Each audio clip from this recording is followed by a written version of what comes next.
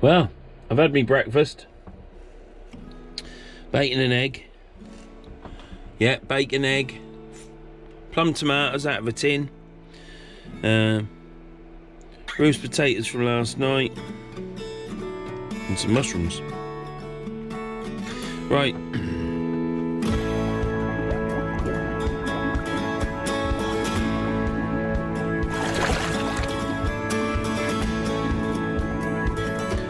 Now, I've not measured anything. I'm not to the millimetre, but you can get it pretty close with your eye. If you want to get it perfect, then you do it with your eye, with a measurement. So I'm just doing that there, and I've made the red band the same size as this band. Now, it wasn't as big as that before.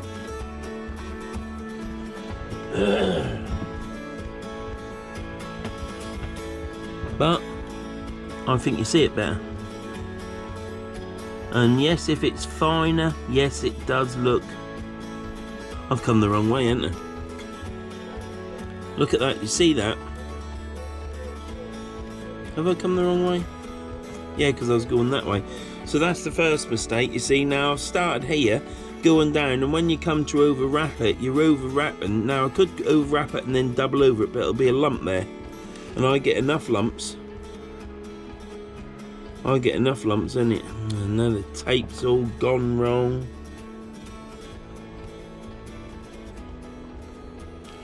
Well, if Tom leaves this in, it just goes to show you're always learning. Right, you can see what I'm doing now, can't you? So I've got that red roughly the same size.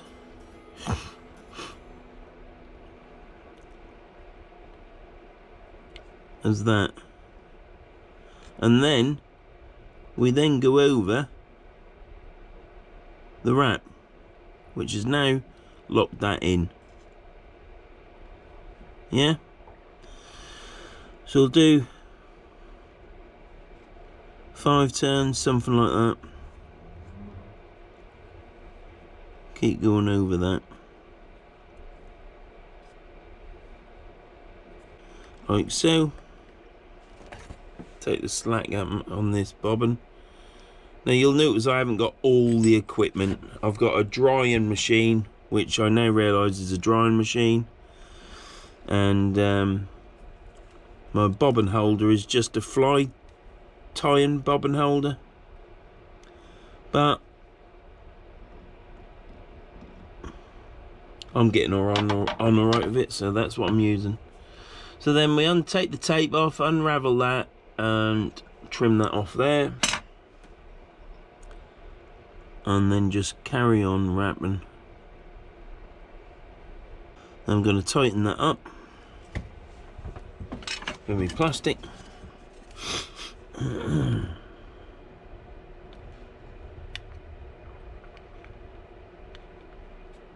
And then just carry on wrapping. Got a gap there.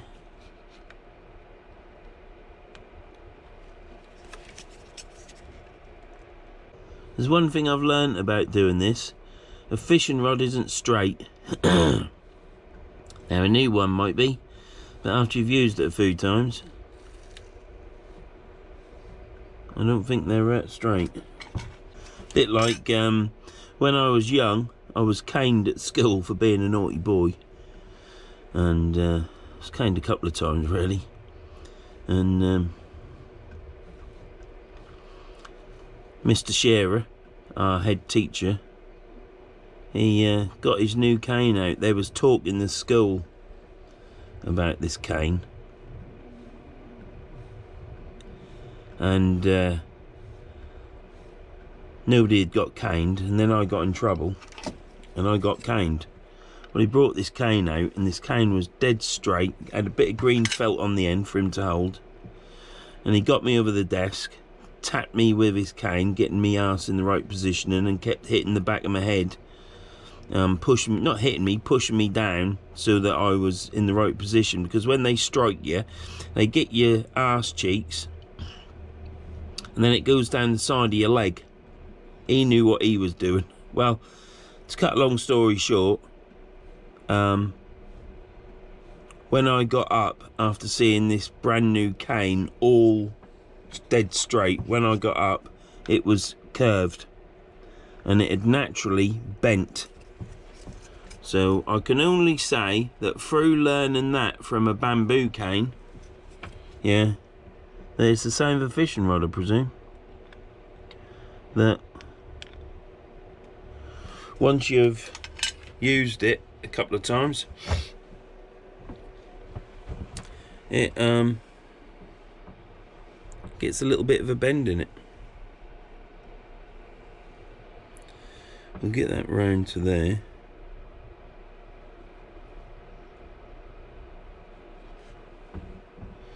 Two bits of tape.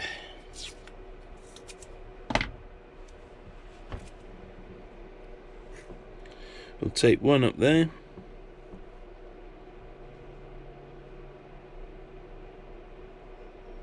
Tape it down there. Eyes on.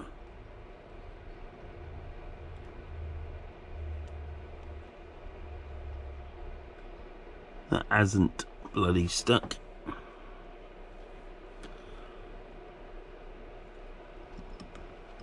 That ain't stuck on either end.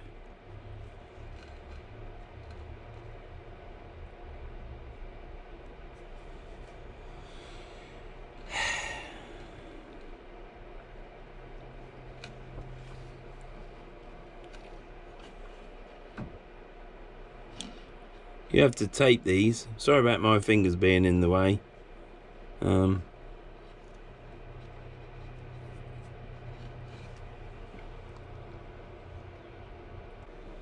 Right, pull that off, hold that there. Needs to go around a bit more. Pull it off to there. Make sure you hold it so it doesn't lose its tension. Put it on there. And this is now stuck. Bloody stuff. Excuse the words. Keeping tension on that, we pull it.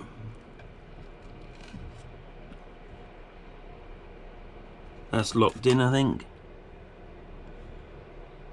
Yep. I'm hoping that this will be good.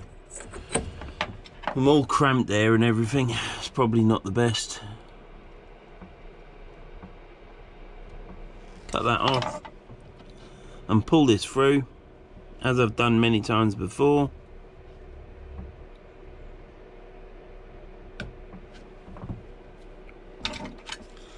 Then we'll give this a rub because there's some bits there,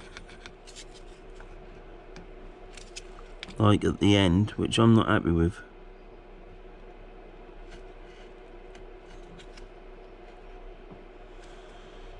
There.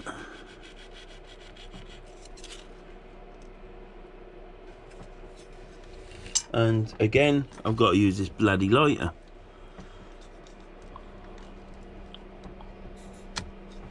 All cramped there, it's all going to go wrong, isn't it?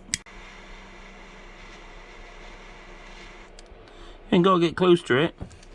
Just got to get it in the vicinity with a flame and you'll see it go back. And that's that. So now you've seen, let's give you another look. Oh, you don't look at me. I need a shave. So that's the tip eye, whipped black and red. We've still got these under wraps here to do, other wraps on these two, and this one down here.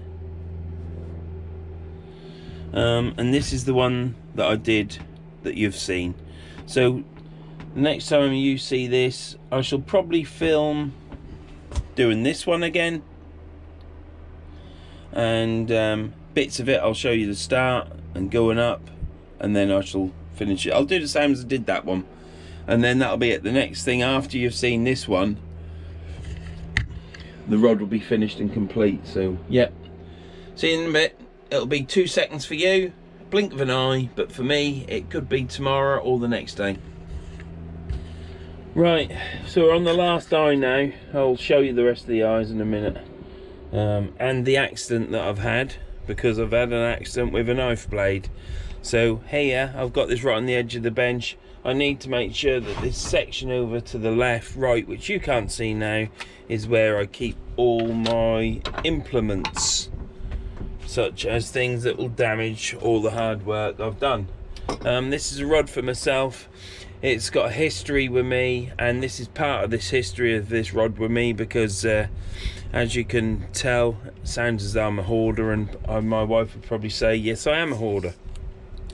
So I'm gonna leave the little tiny nick that I did, but I will paint over it with some varnish, because it just shows me that that was the first rod that I did, and things can only get better, as the saying goes. So this is how I do it. We're putting a little 7-strand whipping on the edge for decoration, just to finish this off.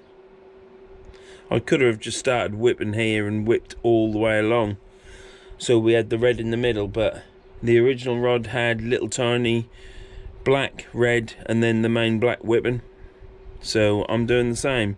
So I've started this off here, and I come in at about here,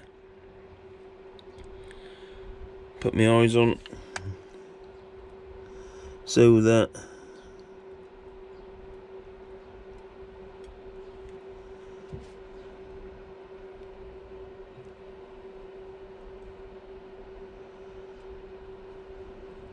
sorry for the not talking, but I'm concentrating.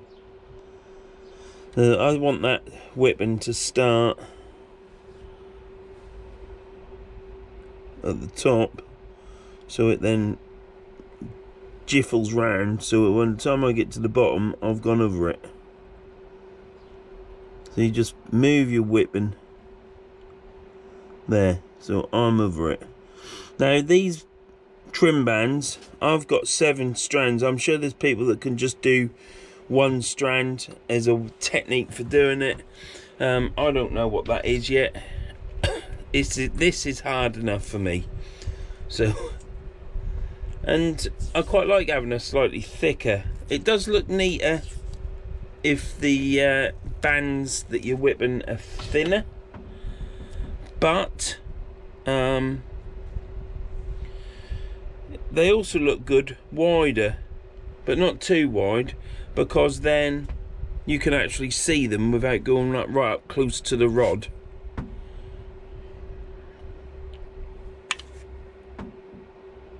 So we put this string underneath here. As you know, it's going to be the bit that we pull through. Yep. You can see that blowing about in the wind. That's because I've got the heater on. So that's under the first wrap. So I've got 7 more to do.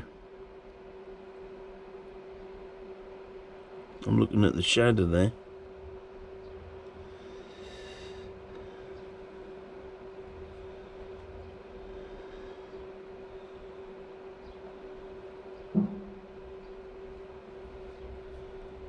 That's number 2.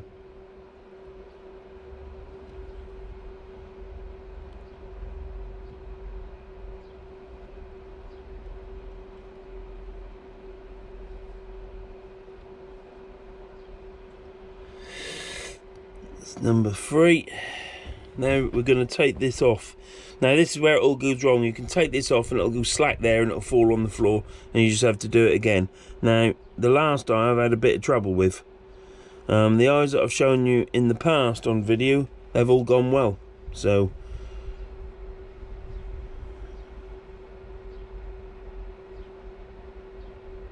get that out of there. Let's just get this cut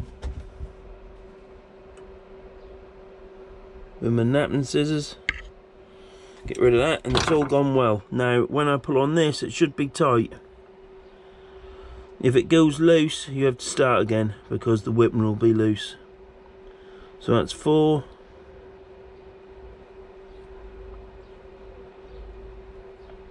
5.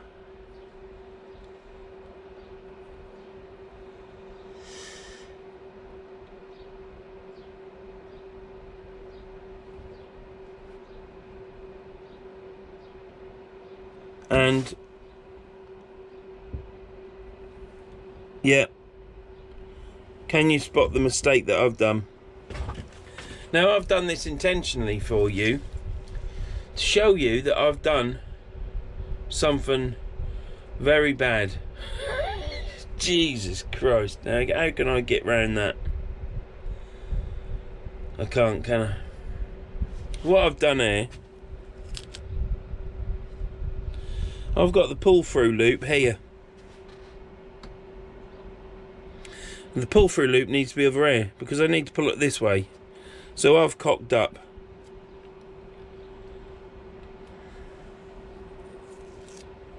I ain't going to pull this knot through there. It'll damage everything, won't it? I'll tell you what, we're going to try it. We're going to try it and see what happens. I might be able to tuck it all up.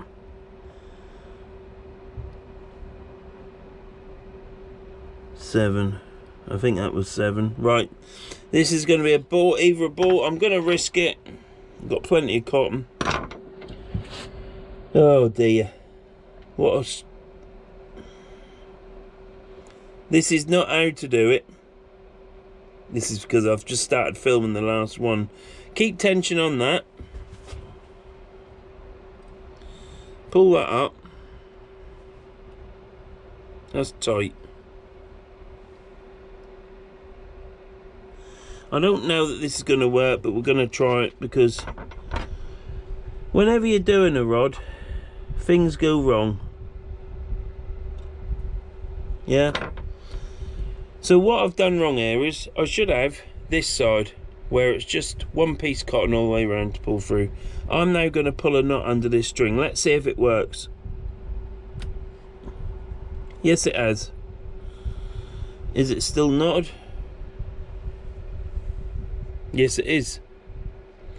So don't do what I've just done because obviously it's yanked it right through, but it's fine. I can sort that out with my back remote cover off some fairy lights.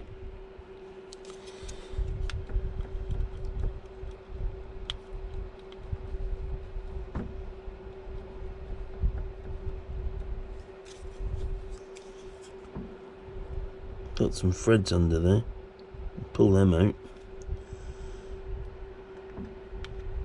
Right. Oh, I thought I was going to have to. Cut some of them threads off. Get the lighter because I still haven't got used to cutting it small. I need to have a smaller blade. Now I've got to see how to do this. You're not going to see how to do it because I can't. Oh, I might be able to. This will all go wrong now.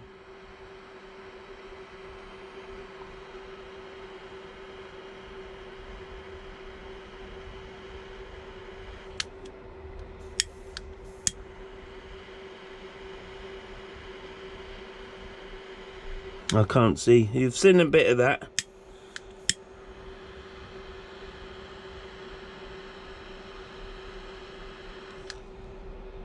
Brilliant. That's that done. There. So, you've got to be really careful with the flame. You just got to keep adding the flame a bit at a time. So that's that one done. Now I'll show you how to do a band properly Verns way. Because I'm not saying that this is right what I'm doing. What I'm saying is this is how I do it. Well, every time I go on YouTube there's an American doing it different each time, so there's many ways to do it, I suppose, and there's probably better ways than what I'm doing, but this is the way I know. And I've done this rod up to now alright. It's looking good. I've put some pictures on Facebook, hopefully to get people interested in watching it when the video comes out. Can't find the end now.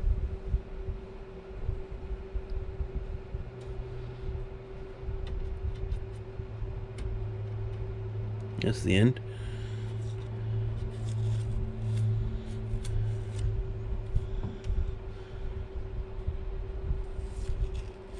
Next time, I've also seen a lady in America whipping rods on, and she puts tie wraps on the eyes. So I'm going to give that a go next time. Right, now then, you start here on this side,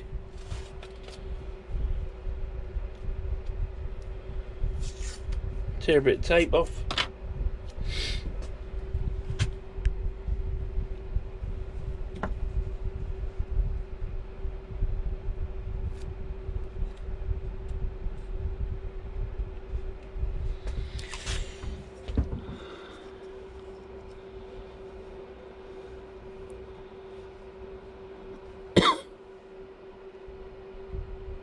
and then follow the red whipping round.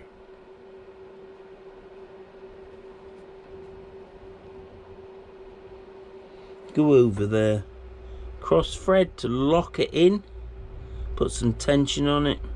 You ain't got to break the cotton, just have some tension on it.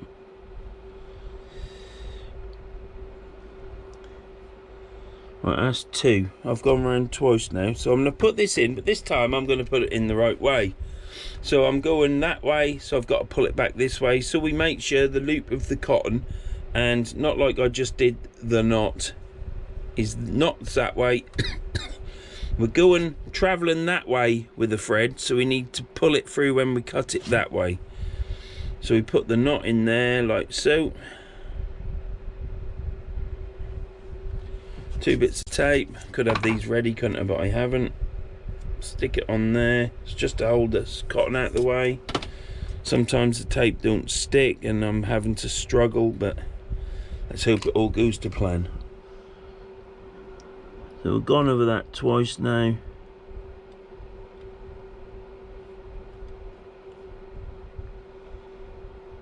And then before we get to there, let's take this off. So I'm now going to go around for a 3rd time on that. Hopefully that's locked in. So we'll take this to here.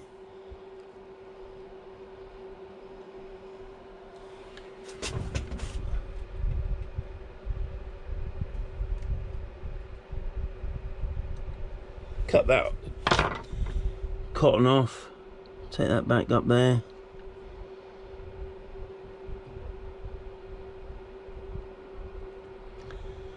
Go over that. And I just want to give this a tuck to there and to there.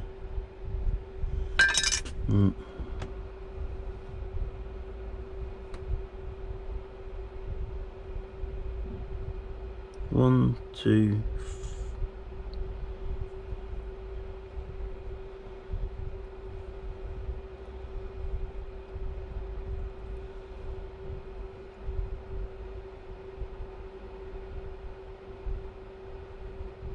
that's number 5, I think. So that'll be 6. So it'll be 7. Now I don't know. There's obviously a way for doing the whippings, but this, I probably could have put these black whippings in when I did the red ones. So you could have whipped it, I presume, and then the red would go over and you'd carry on, then put the black in. How I'm doing it is a bit, but this is me. This is how the only way I know how to do it. But yes,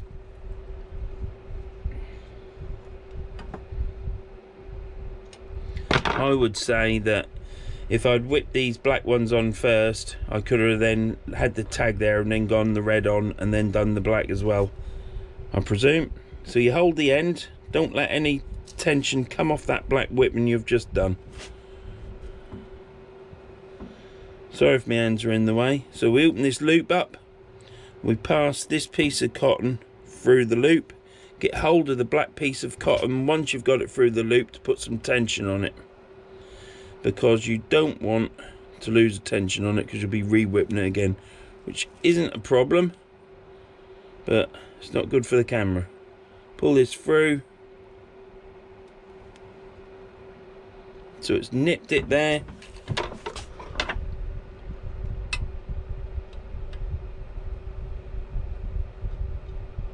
Cut that.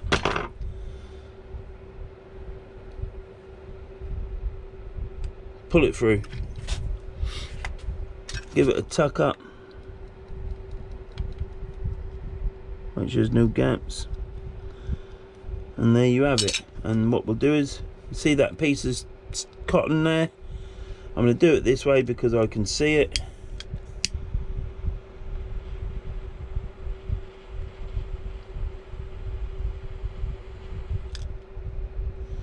And there you go, just a little tiny tag there now. Probably get rid of some more.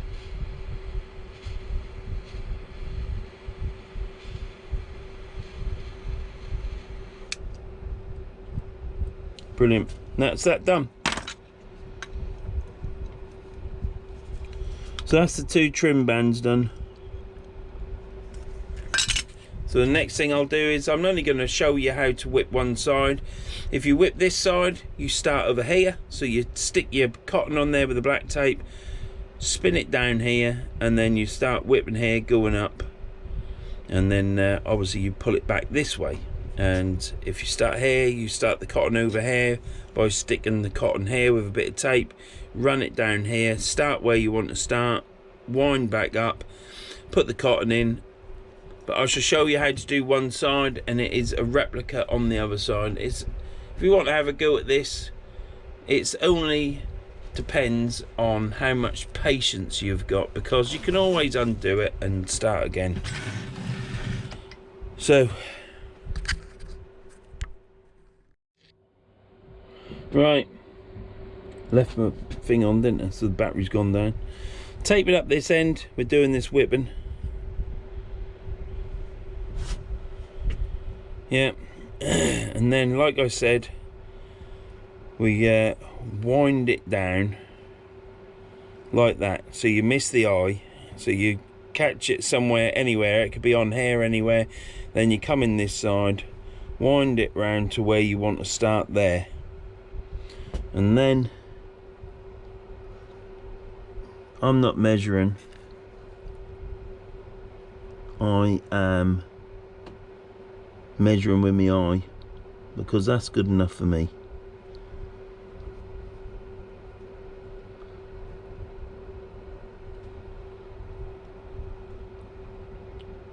Get it roughly right. That's not too bad. It's not spot on though.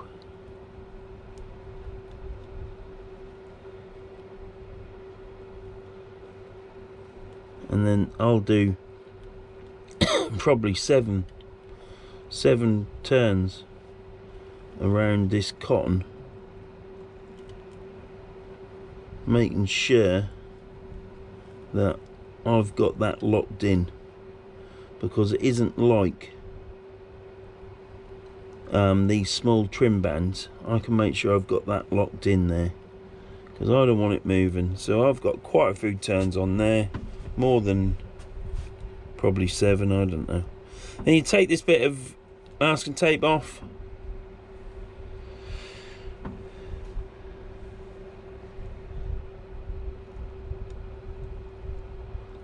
and yes, it's at the top. You want to try and aim for it to be at the bottom, but this is my rod, it's what I'm doing. So I've cut the tag end off, carry on whipping until I've gone over that tag end. And what I'm going to do now is get me plastic, and I'm going to make sure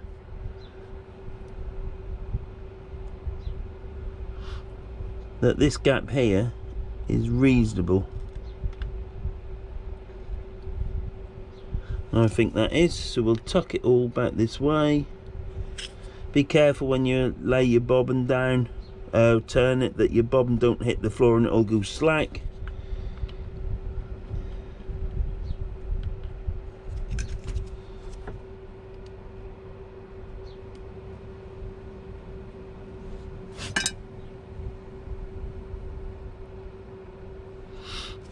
So we're still sorting this out, getting it nice. Right, now then, I'll do a revolution round, but I'm looking at the red and I'm happy with that. That looks okay for me.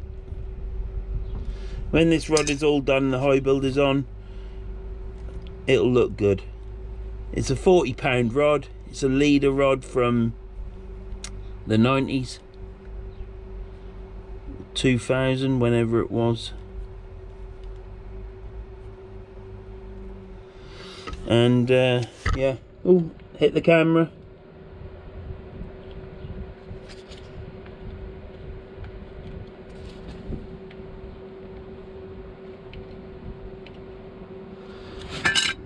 Want it nice and tight. Don't want any red showing through on the blacks, especially on this eye, because this is the big one. It's close at the bottom. Well, you want it right on all of them, don't you? And I've pretty much got it spot on.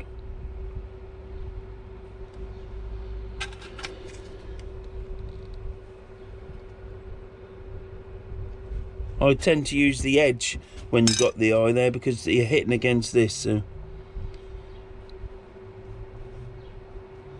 Right, now then, I'm going to get to the foot of the eye and then I shall show you it again. Right, you'll see that these feet are quite good. They are filed down quite well, and I haven't had a problem wrapping these. But if you do file these, your rod eyes down to enable easier transition up, you have to be careful, because apparently they can rust, even though they might be stainless. They could be a poor grade stainless. They'll get wet in there. They could rot, start to rust, and then it makes your high build go a brownie colour. So you need to be aware of that. So if you do file your eye rings, make sure you paint them so that they're protected. If they are 316 stainless, then you ain't got to worry at all, have you? Because they just will not rust. I haven't touched these. I was advised not to by my mate Alan, and that's what I've done. I'm not saying I ain't made other balls ups. So we're at the eye. We're now just gone in that there. Did you see that? You see, if you're looking, you can think something not right there. So I'm gonna just give that a little tuck. I know if you're a proper wrapper of eyes, if that's what you're called, you don't need to do this stuff, because you're efficient. When you're like me, you're not efficient. So I'll just get this wrapped on out and get up this eye a bit, and then I shall give it a tug. No, I'll give it a tuck.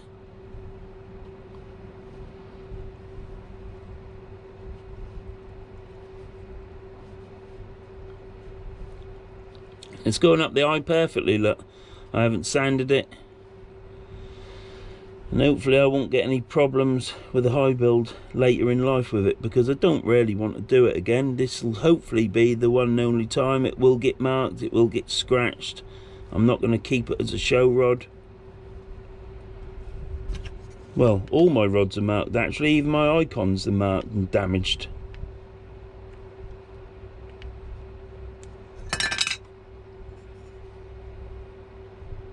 Give that a tuck.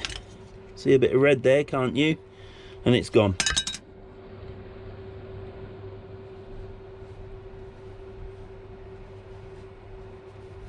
And you just keep doing this. You just hold the cotton slightly to an angle so it follows the cotton up. Like so. If you overlap it, you can see it because you're looking at this edge of the rod, and you'll see a lump on it, and you'll know your cotton's gone wrong.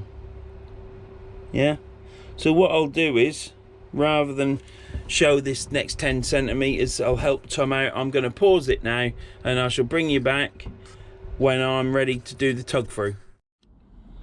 Right, so I've wrapped up where I need to wrap to then put the pull through. We put it behind, up on the cotton, and I've got this one actually because I've been concentrating a bit better. I've got it at the back of the eye.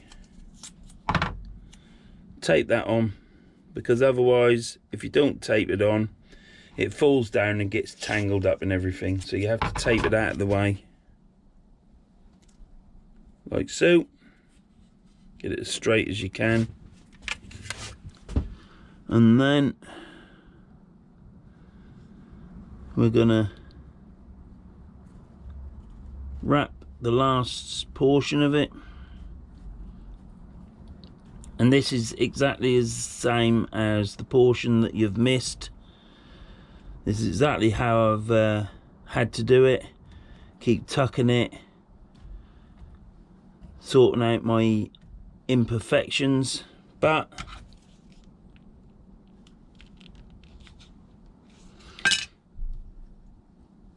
if you're like me, you ain't going to want to pay somebody to do this if you can do it, even if it takes you twice as long as you're happy with the end result. Now, it hasn't got to be 100% perfect. You just got to be happy with the end result. Now, the first video of my eye that I did on my river rods was dire. Not as good as this one. But I had to get out fishing, and this rod had broken, that rod had broken. I only had one rod, so I just had to get it done. And I learned a lot from that eye.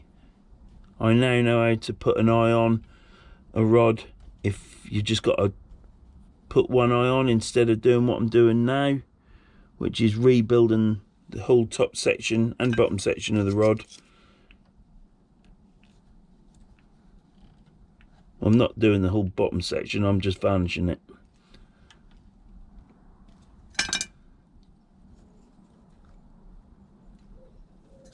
Tuck that down because cotton slides down. Just get the edge and just give it purchased on the cotton and then pull it. And I've got a couple more threads on there, like so. Get it to the bottom, put your finger on there to hold the cotton, pull your cotton off, cut your cotton.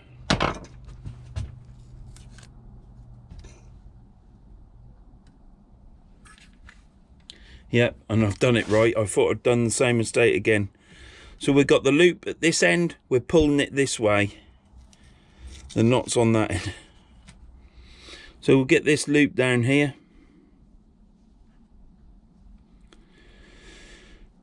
Try and open it up.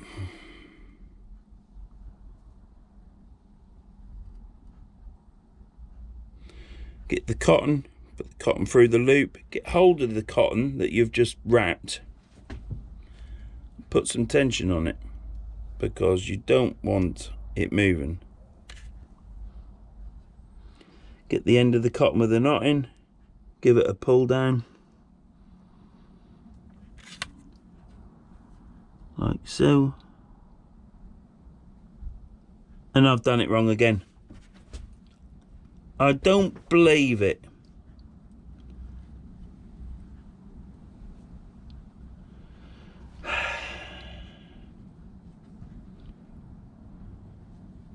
Right. This is how not to do it. Do you know what? I've been doing this rod perfectly alright, and the last couple of eyes, I don't know whether it's tiredness or what.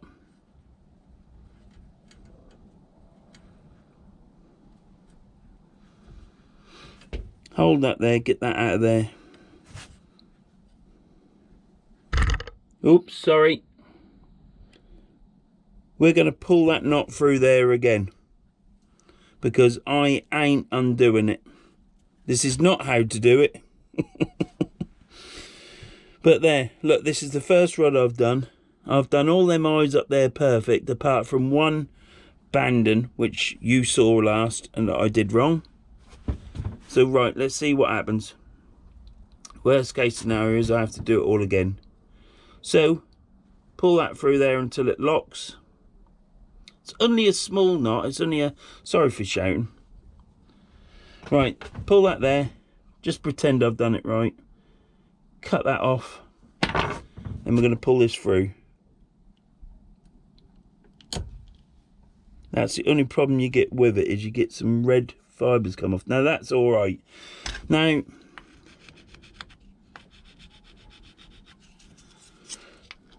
got pins and needles now. I tend to get pins and needles with this because you're gripping stuff, aren't you? And give it a bit of a buff over. You don't need to if you're a professional. I don't really need to be honest. Now I've got a thread here. It's worked out alright actually. Certainly didn't warrant me having to do it again. There, done. What we should have done is, because I'm finishing this side, always make sure that the knot, if you put a knot in, I put a knot in so I can put my finger in it and then get hold of it. Make sure the loop's that side. So whatever side your whipping is that you finish and cut your end off, make sure the loop is that side, because it's that side you're pulling through underneath these whippings. Make sure you're not. This is how I'm going to remember it from now on. So like I say, this is a learning thing for me. I'm not teaching you how to show, I'm not teaching you how to whip eyes on a rod. I'm just showing you how I whip eyes on my rod. This is the first rod I've ever done completely, from rubbing the blank down to varnishing to everything else. Now I haven't got that on this video, but it is on a live. No, is it on a live? I don't know, I'll have to look back. Anyhow, make sure the knot, if you do it like this, if you just have two tags, make sure your two tags are the side, this end, and where you are finishing your whipping and you cut it off and hold it to keep tension on, that's where the loop needs to be. So always put the loop the side of where you have finished whipping. Put the cotton through the loop, and then when you pull through, you're not then yanking a knot underneath your whippings. But as you can see, there's my tag under there. Don't know if you can see that, but there's the tag. It's under there about 5mm. That's secure. And then I just got my plastic just to titty-vade it up. So yeah, that's how you do an eye. Now I'm going to do this eye off camera, so it's all done. The next thing you will see will be me putting the high build on, and what fun we'll have there. Well, I've cocked up again because I've mixed two parts of adhesive. I've got the adhesive and the hardener, and you mix them 1 to 1, and I've used a cat syringe that I had for some medicine, but it's marked blue for adhesive.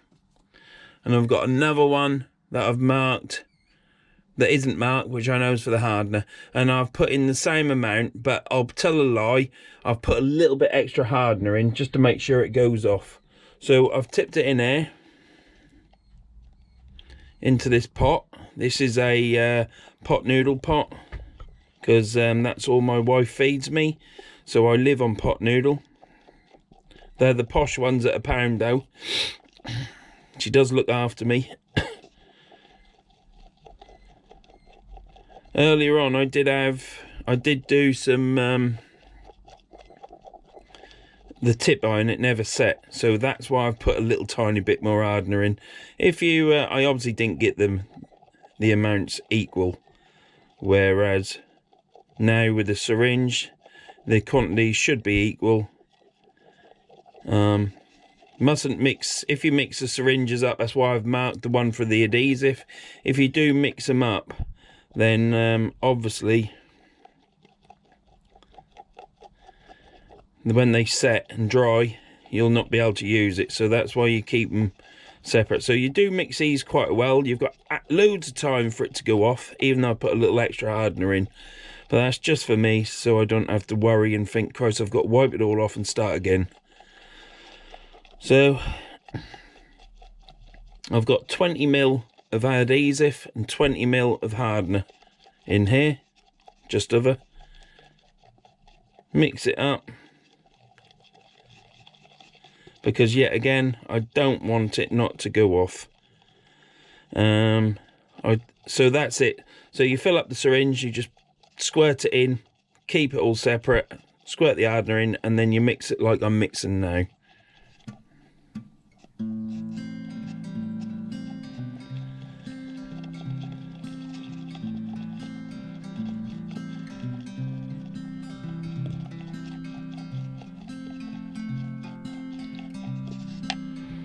let's get this plugged in as well.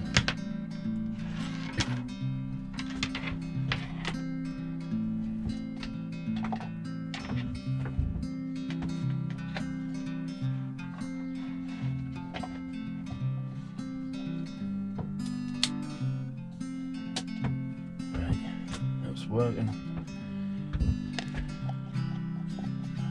Right, so let's get this on here, get it off this brush, because you've got it on there.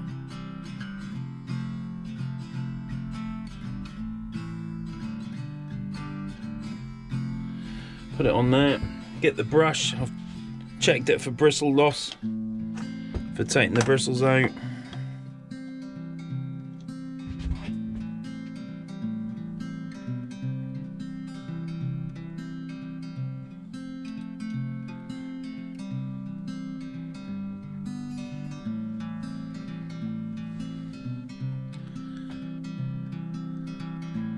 Make sure you get it in that hole in there.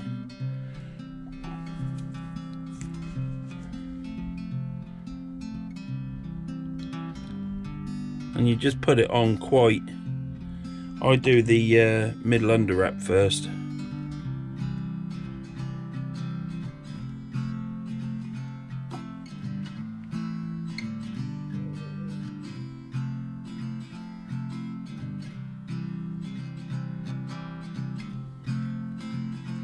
Put a blob in there, like that. This is all self-leveling. Blob in there, and then I put a blob on top of there.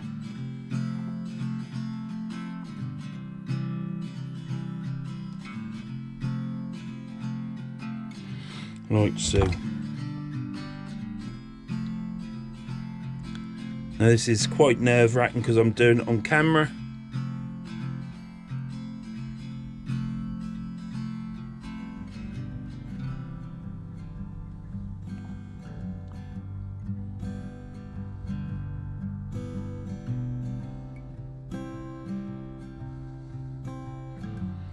Let's get this on there, make sure it's in the thread. Just paint it on like this. Other people don't do this, but I do. Let's get it on there, and then I'll start it up. That can be soaking into the cotton then, you see. And we'll do the next one, which is this side. Blob it up, still hand as you can, just slightly onto the rod.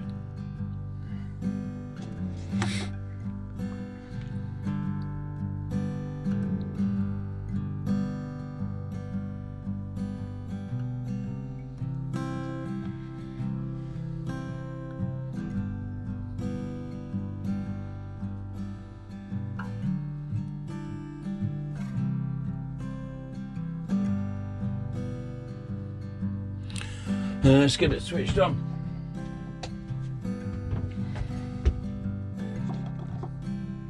Now I need to put my eyes on so I can actually see what I'm doing.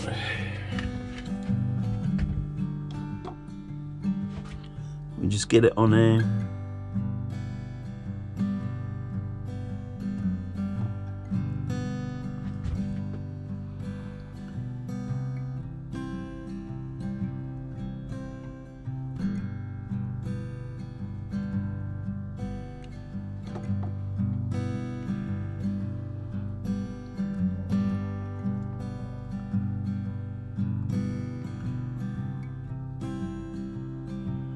And try and get the bubbles out by doing side swipes, I've been told. Like so.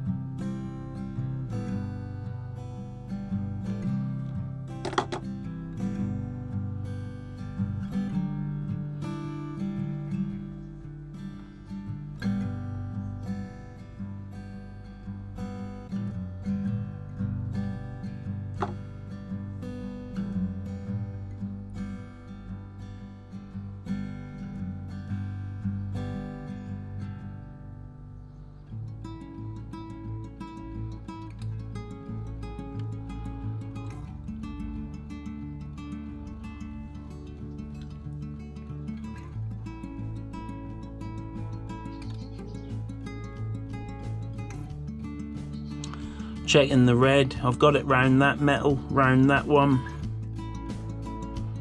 Might just need a blob on top of that one, actually. We'll take it to here, stop it, and just put a blob on there, like so.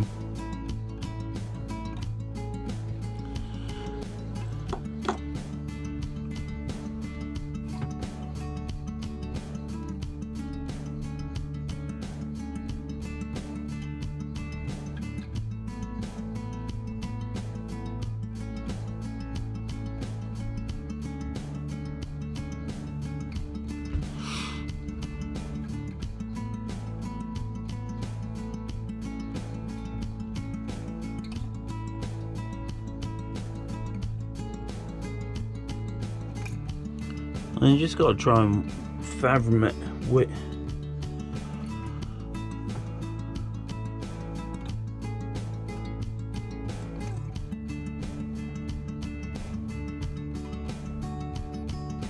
Ah, right, now I know what's the matter with that. So I can now address that situation on the next one. We've got some threads. Right, we're gonna, not that one. I've got some threads on it, that's what it is. So if I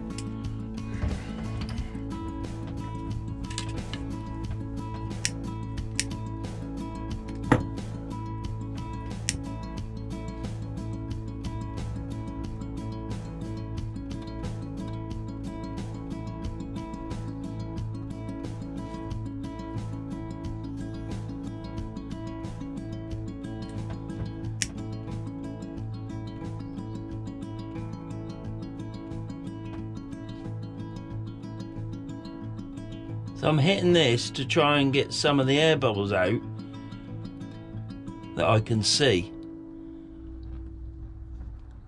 But I've got some threads on mine, because this is the first things I've ever done. I've got some threads on here that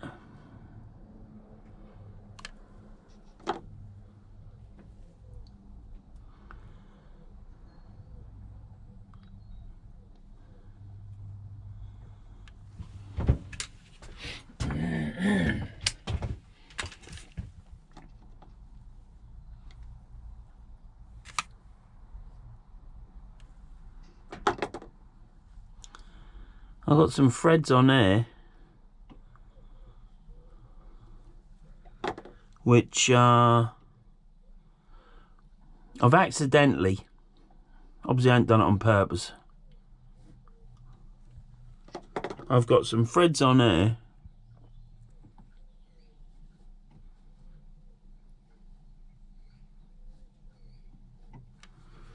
that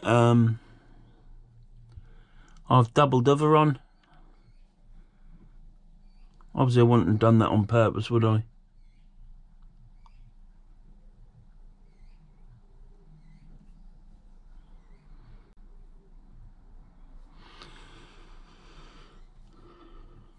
Which is a shame really, but it's the way it goes in life. You don't get everything perfect first time, do you?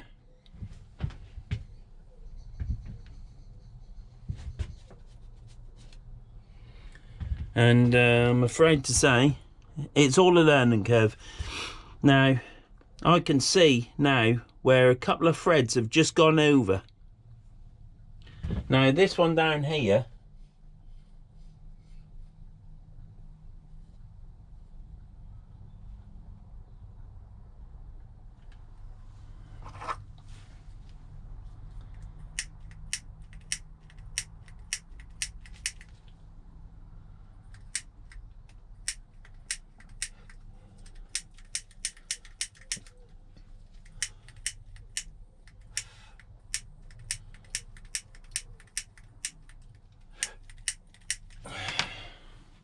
that's quite interesting. On here I've got some threads that doubled over, And what I've done is I've now put more high build on, which I think is sorting it out. The problem I've got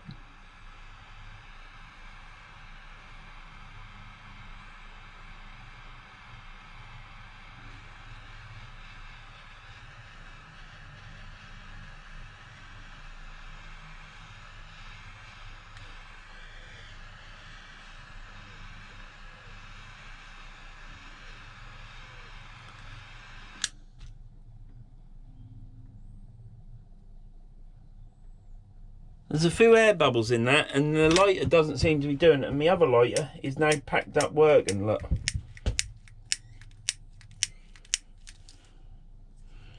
it's got plenty of fuel in it. When you have them on too long, they do tend to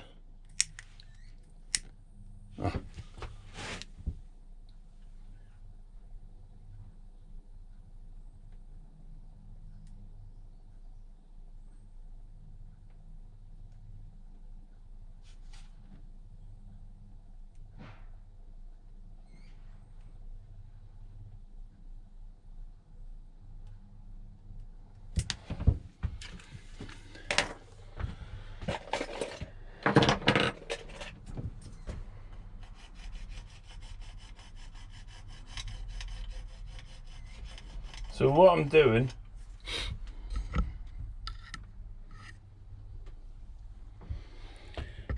here, can you see that? Yeah. What I've done here, I've just run the lighter over it to get rid of any cottony bits. I'm sure you don't have to, but like I say, this is all a new learning curve to me. So I've heated it up and I'm now rubbing it to try and take it away. Let's have a look at that. That looks better. But if I put enough on, should be okay. Now, I'm not saying I've got enough on there yet.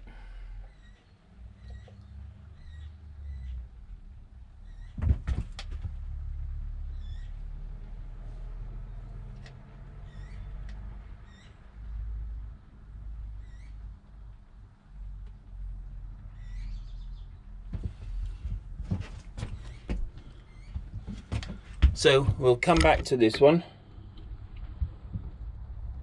This is how not to put your high build on. It'll give you a good idea. I'm no professional. Definitely no professional. Now,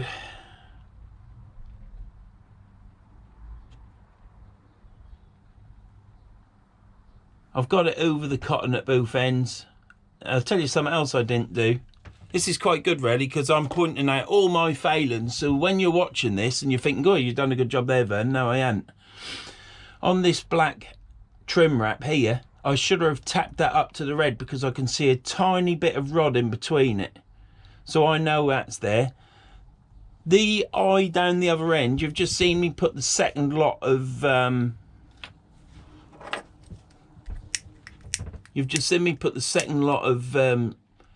high build over it.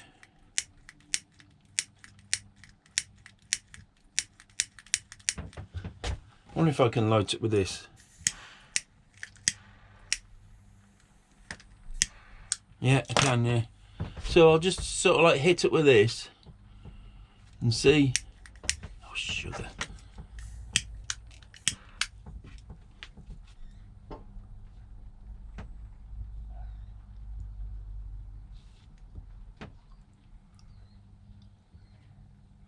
So all I'm trying to do here is to create some heat to make the bubbles disappear.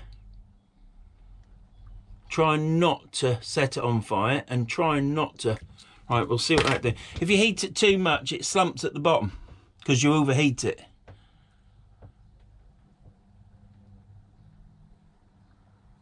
I think I could do a bit more on this side.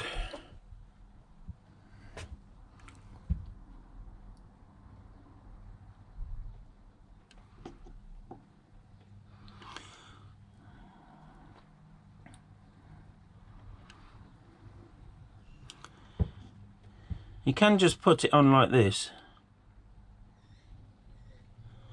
and it'll find its own level, and then if you need to move it along, if you've got a lumpy bit,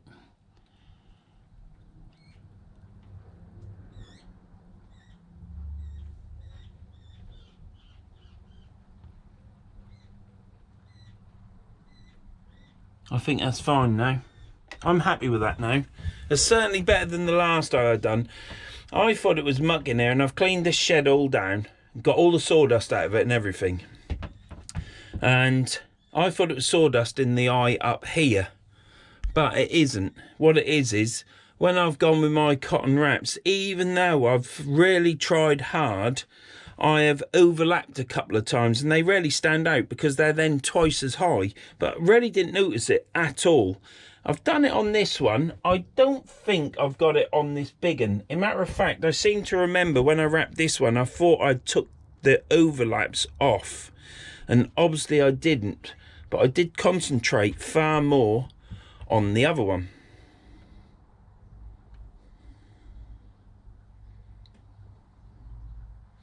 So I've only got a little bit in there. What I'm going to do now,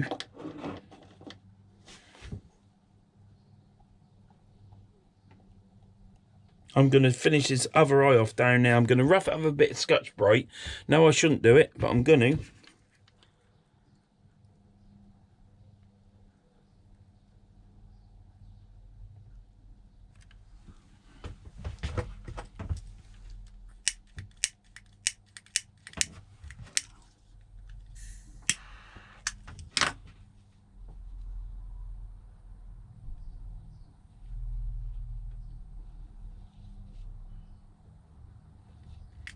See, now that's blobbing now.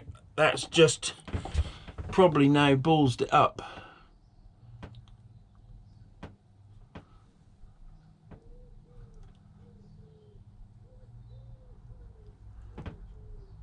That'll cool down. Still blobbing a bit. We've got one there. We'll just side swipe it over. It'll find its own level. That's the whole idea of it. But what you have got is, now I've understood. This is all a learning curve. It might look good by the camera, and it does look good. It looks as good as, well, nearly as good as when I bought the rod new. But you got to remember, this is a £40 rod, but the blank is so good on this rod compared to rods nowadays. It's really stiff. And all I've done wrong here is when I've whipped it, I have just slightly half caught. I don't think I've fully caught. I've half caught another cotton thread, and it's just gone a little bit higher. And that's the issue. On the next eye that you see me high build, because I will show you that one. I was only going to show you one. And this is all about learning. That looks brilliant to me. You get up close to it with a pair of eyes, i.e. because I need some magnifiers so I can see right close up. You can see the imperfections. So it's all a learning curve, and that's what this is all about, really. Now I'm tapping the trim band up here, even though it's tight. I'm tapping the trim band up. Shouldn't have really moved, really. And I'll do it again before I do it. So now what I'm going to do is probably what I shouldn't do, is I'm going to quickly scuff up this high bill down here, just to show some, and get this hardener on. So there you go. That's one high build. I've told you my imperfections. You'll see it just going around there. You'll see a little some little marks. Well, that's where the cotton's slightly higher. It's my mistake. I'm happy to live with that. That's why I'm repairing my rod to quite a high standard for me.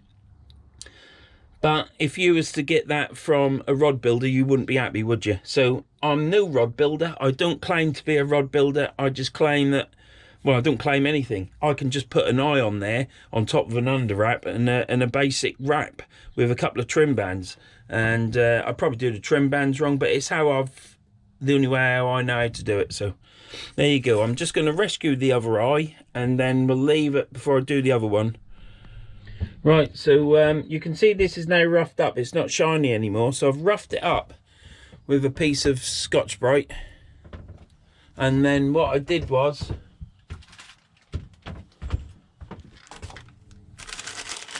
I then take a tack cloth, which is for paintwork. You rub over this. It's a tack cloth. It's all tacky. This is what I use on my waterbed.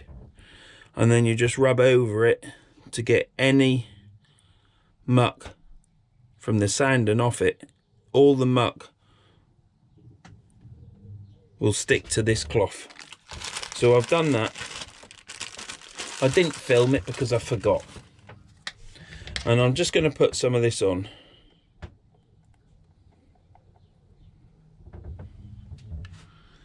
Because I never put enough on in the first place.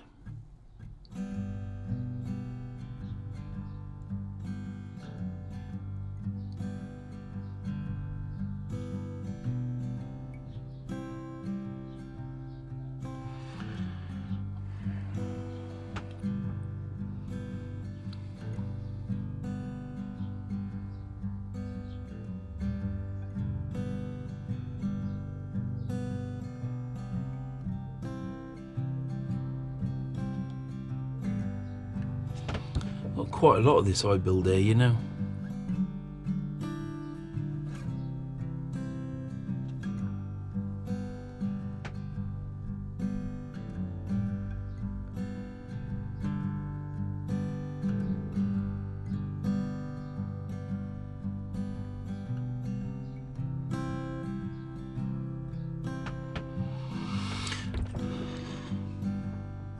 I'll do these bands first, and then what we'll do is I'll turn it off to do the red bit inside.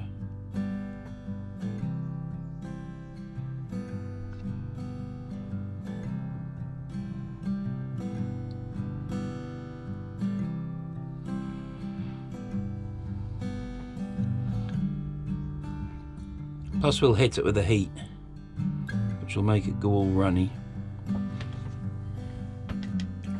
Right, let's just put that there. I'll just disconnect this because I've got a bit of tape on the rod. So if I take the tape off the rod, that then gives me the opportunity to do this and stop it. So I can go to here.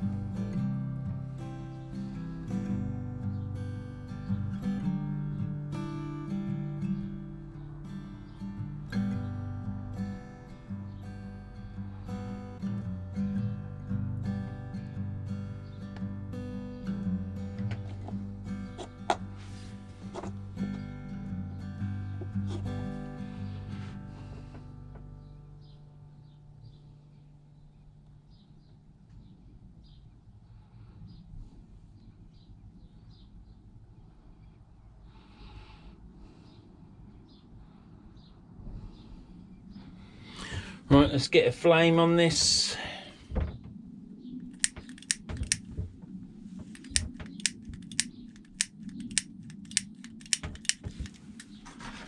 We'll light this.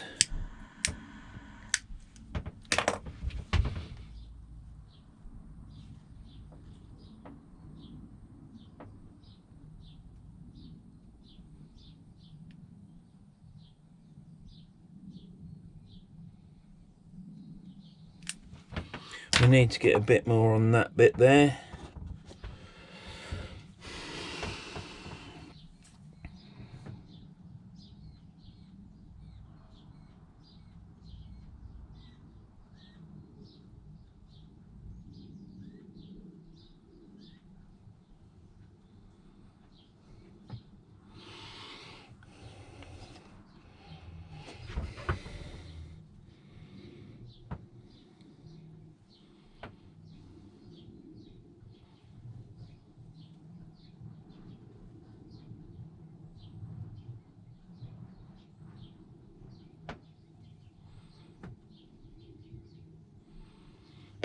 Right.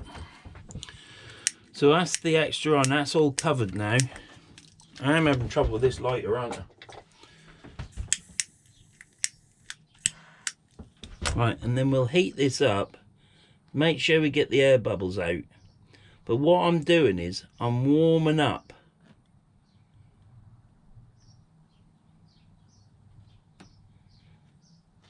Look at that. We've got a blob on that.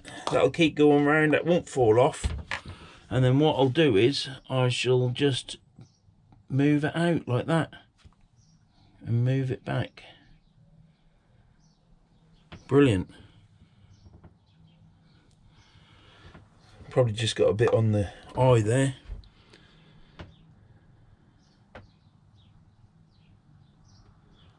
That's it.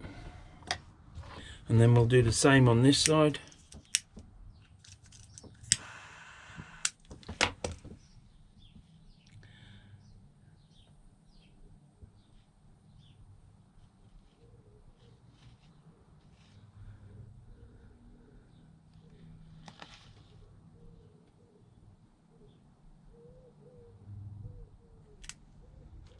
Right, there we go. We've got a blob again, so and we're blobbing it in both places.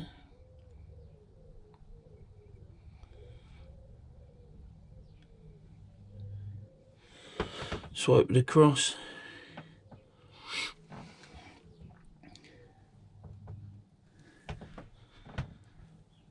So you can play around with it a bit, you can heat it up. I wouldn't advise you do this if you're a professional. That's that done now. That is done. Or did I just miss a bit there? Oh, hang on.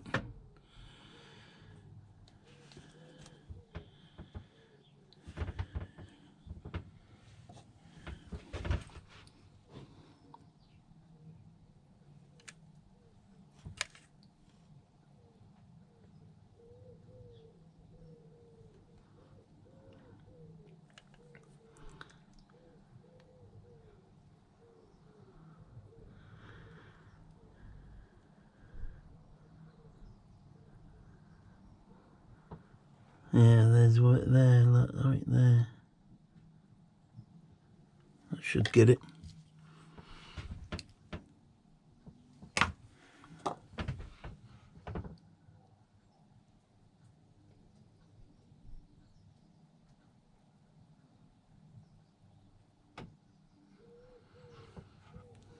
Perfect. Right, I'll put the tape on to make sure it don't go off.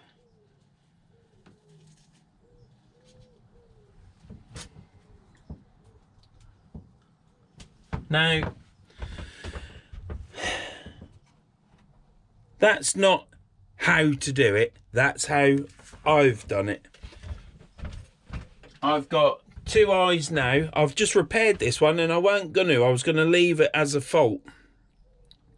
But I give it a rub down and I've put more high build over and it's hidden it. Same as that side. I could put some more high build on that, but I'm just not going to.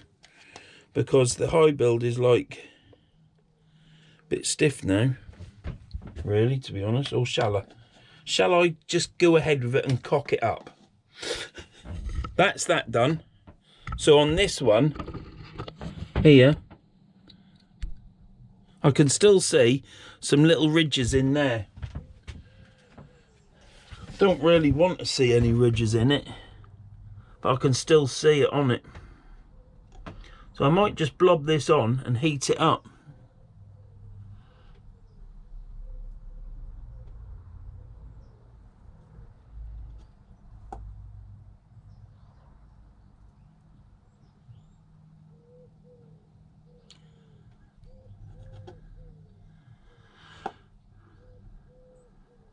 The other side's all right.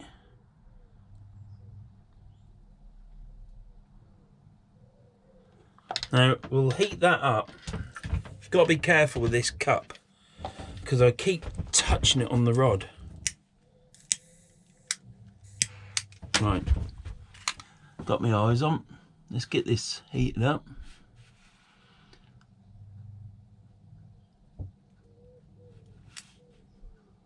Right, that's now heated that up.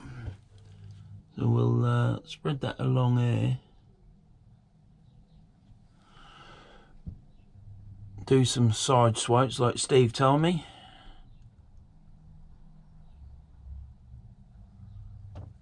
Put it in there, heat it up again. We're getting low on fuel, I think.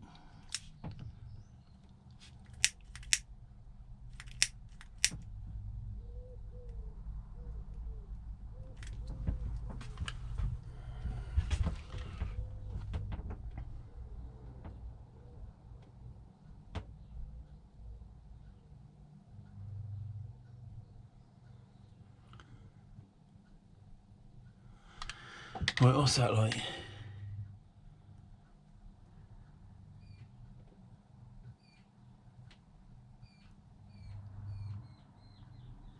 I don't know if that's gonna...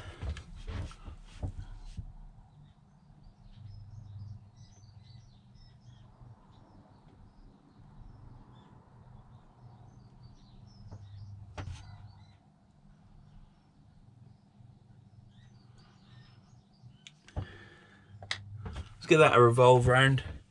We'll give that 2 minutes revolving around, then I might attack it with a lighter. I shall be back in a minute, but I'm more happy with that now because it's now covered them extra high threads. Right, so I filled my lighter up and I've come back, but I don't need it because they have levelled themselves out and they're fine, I think. This side isn't 100%, it's 95%.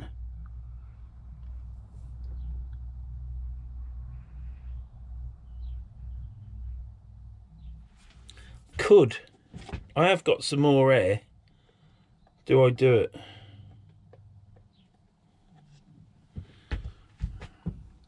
Should we do it? Let's do it. If we cock it up, it's a learning curve, isn't it?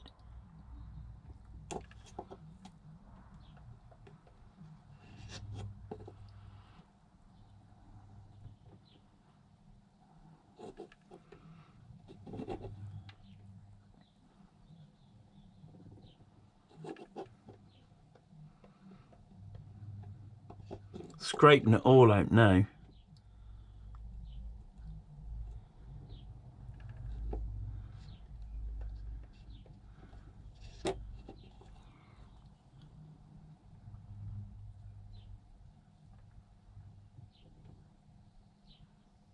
Right, let's warm it up. And let's pray to God we can sort it out. I'm sure I can. Warm this up. Turn that flame down a bit.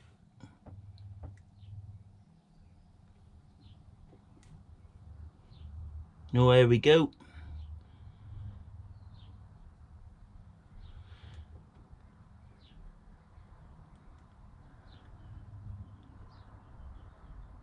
Well, that's slumped now.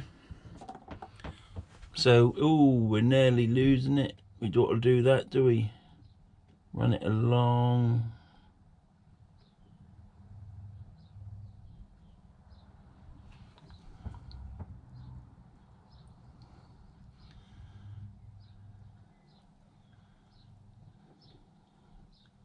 I'm just guiding it across there, can you see? Until it dries. And then, because it's spread around quite evenly, apart from that bit there,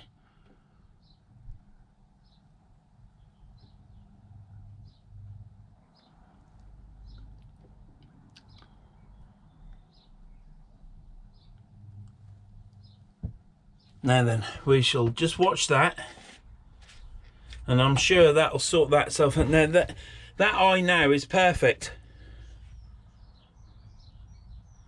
The cotton is 100% encapsulated in the high build.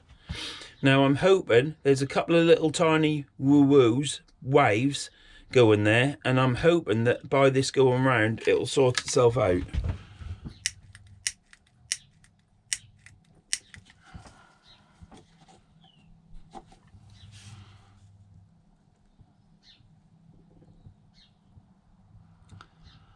Just give it a little help there.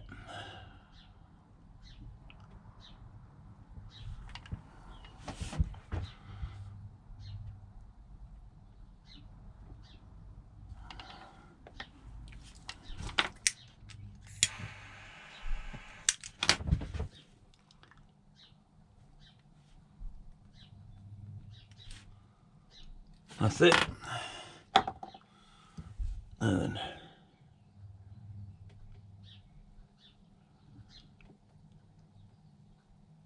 so I just heated that one place up where it didn't look quite right, and it's done it.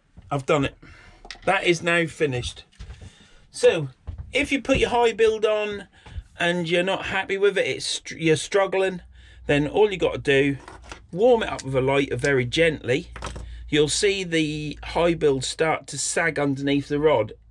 You need to stop heating it at that point, otherwise I guess it's just going to get more runny or higher viscosity, and it'll then drip on the floor, and then you've lost that bit of high build. So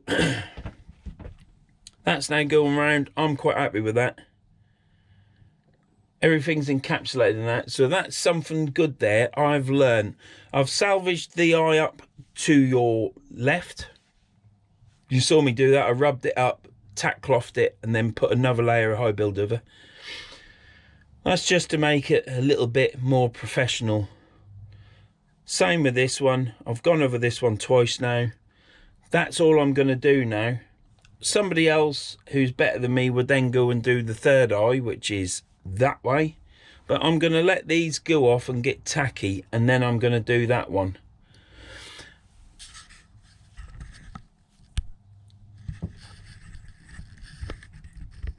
After I've done that, I've got the rod butt to do. Now, what you didn't see, now I'll turn it this way round, and you might see what the rod's called. There you go. A Leeda Icon 120 fixed bill. Very stiff rod. This butt of this rod is solid. It's like a piece of aluminium pole. It's really solid. And that's why I want to keep this rod. It's only got foam handles and stuff and whatever, but what you haven't seen me do on this rod is you haven't seen me rub it down, varnish it. So what I've done is I've rubbed this down with wet and dry and a Scotch cloth. I'll show you exactly how to do it on a small piece of it, and then we'll varnish it. So you see me varnish the butt section of the fishing rod. You'll see that in a minute. After I've done that eye, you'll see it in a minute. And then, but for me, it'll probably be next week. So I'm looking forward to getting this rod done, for the simple reason that once this rod is done, I'll be able to use it, won't I?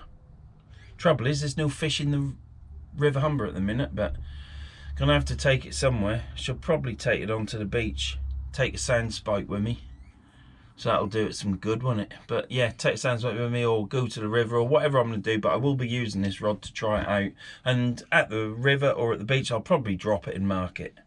I've already got a mark up that end of the rod that I've caught with a Stanley knife. So you have to be careful also when you're doing this, that you put your tools in one place away from the rod. Like I've done again today here, I've got all my tools underneath, and that's not where to have it, because when you pick it up from under the bench, you'll hit the rod. Guaranteed that'll happen. So yeah, you need to have it to the side really, so that you can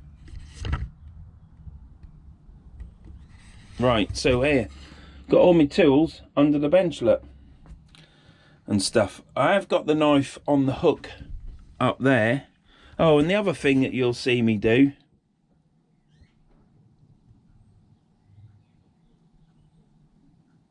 is I'm going to be painting this. I always paint my tips. I've rubbed that down. You can see the original orange under that. But I will paint that, and then after I've painted it, I shall probably varnish over the top of it. So there you go. I've done the tip eye, done that eye. You've just seen me repair that eye from me doing it the first time very badly, and this one you've just seen me do that and patch repair it. Now I can still see a couple of lines in it where the cotton is still a little high on two pieces, but I ain't bothered about that. So the next one you'll see me do is this one. This one I think is pretty good, so hopefully it'll be all right. Okay, See you in a bit. Right. We're now gonna paint this now. I've done the ends, like I said I was gonna do.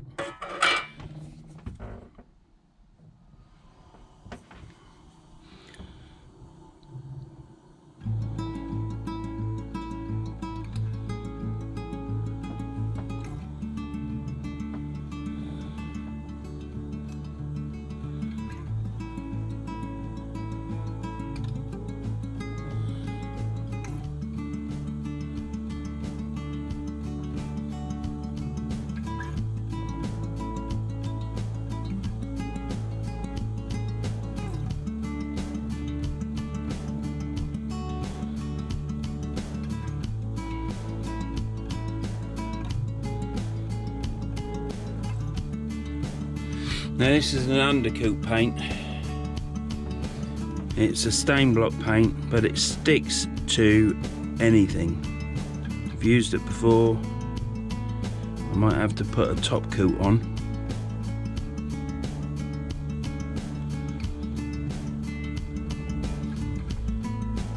All depends on how this levels out. If it levels out okay,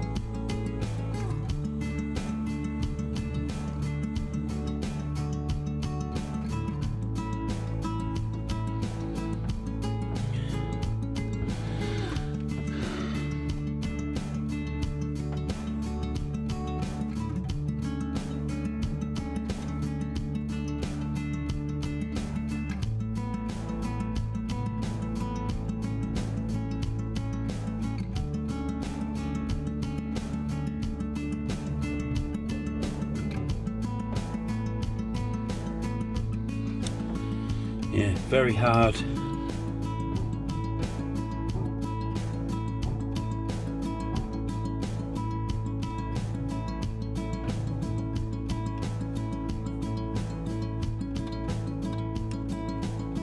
Probably should have just painted the gloss straight on.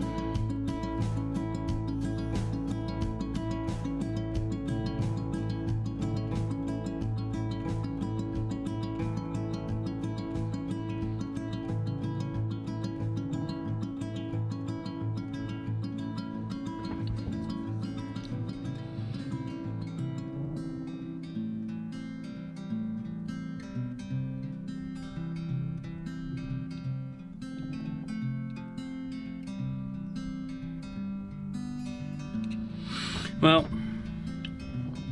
that's the base coat for now anyhow. And what I'll do is, I'm happy with that. Shan't ever use this bin paint again, but it's all a learning curve. I did it on the last rod and it was okay. I don't know what it'll be like if I heat it. Let's try. Thing is with the bin paint, it goes off in 10 minutes, so I could have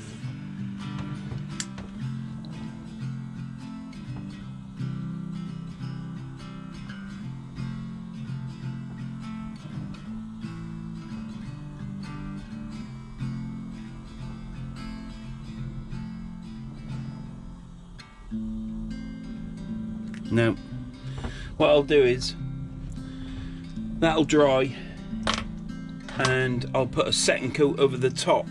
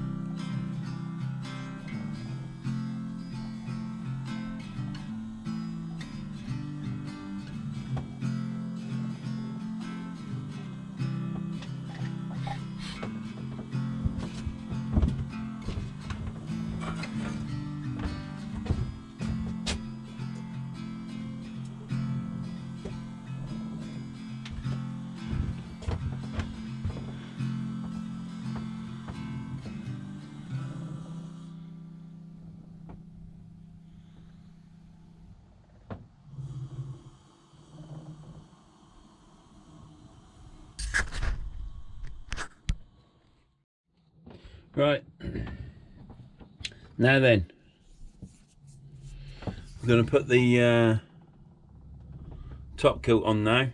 I don't know how this is going to go. It'll probably go totally wrong, but we can only try.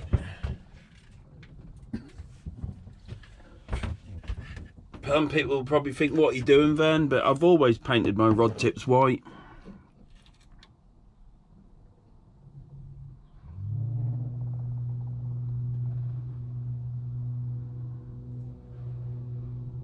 And there goes the first hair.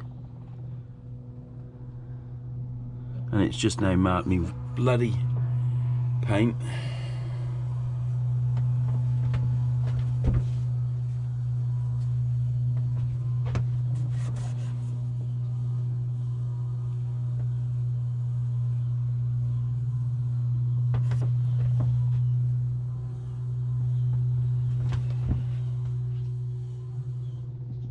Always get a good paintbrush.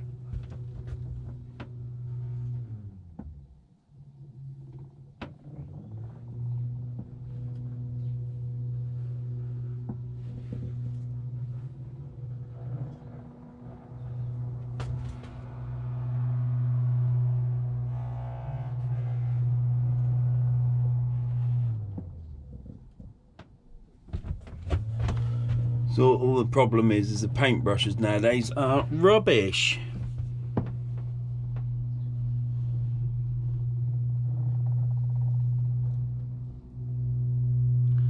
Now this is an oil-based gloss.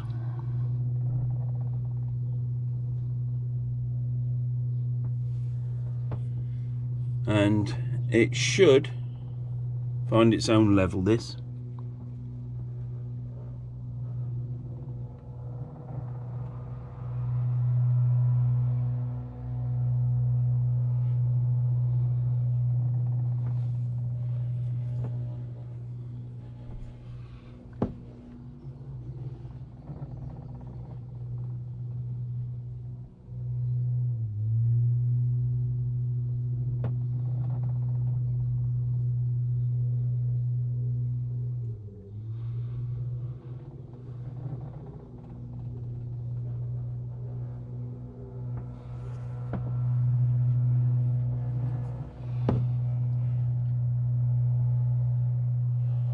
I've just rubbed this down as well, and there's still bits in it.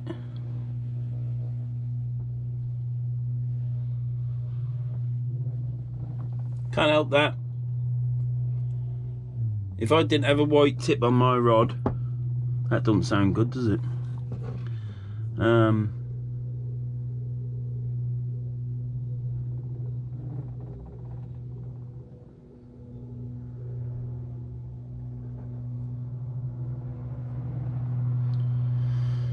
It wouldn't be right when I'm fishing.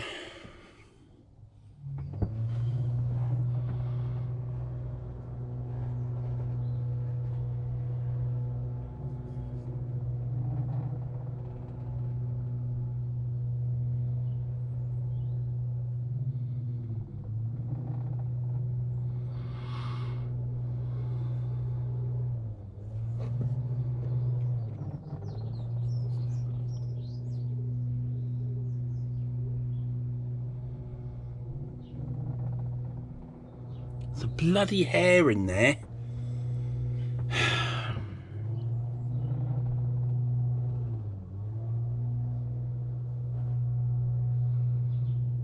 It's just going to ruin it. There it is there.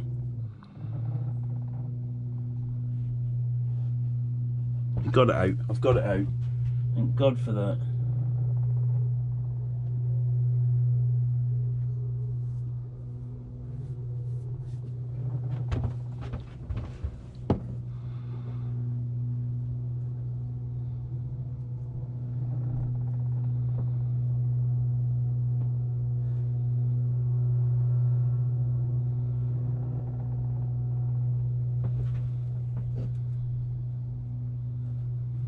Right, well, I'm happy with that, I think, because I'm going to varnish over that Well, I think I'm going to varnish over it. We'll see. Right, well that brush needs cleaning, so that can go in there. Cleaned.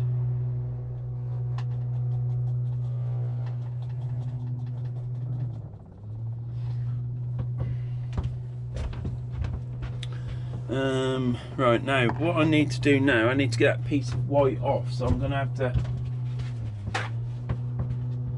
What I've come to learn with doing fishing rods is it doesn't matter how much time and effort you put in, there's always something wrong. And I can only imagine that with time and patience and experience,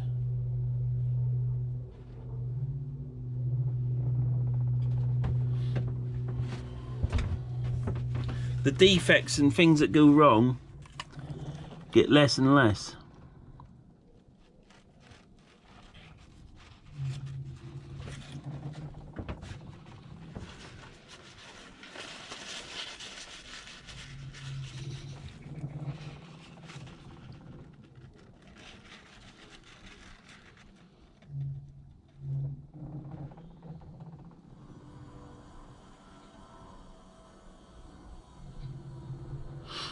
Now I've got a little tiny white piece on there.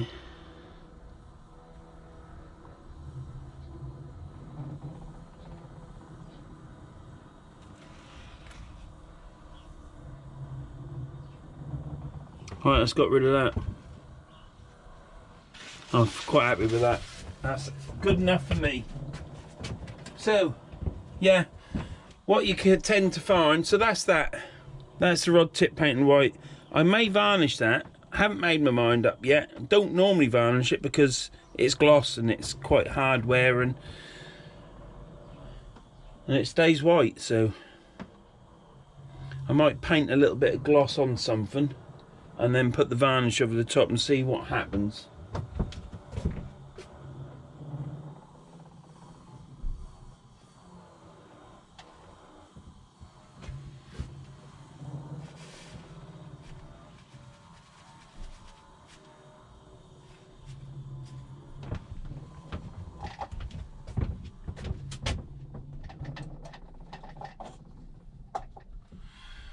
Right, so that's painted white. I've cleaned both ends up. That's good enough for me. It's not 100% perfect, but that's good enough for me. Always paint my rod ends white. It's just what I've always done. So let's quickly show you. Yeah, need to be so careful because you hit things, don't you? Right, so we got the rod tip, white painted tip. Let's call it the first eye from the top, second eye,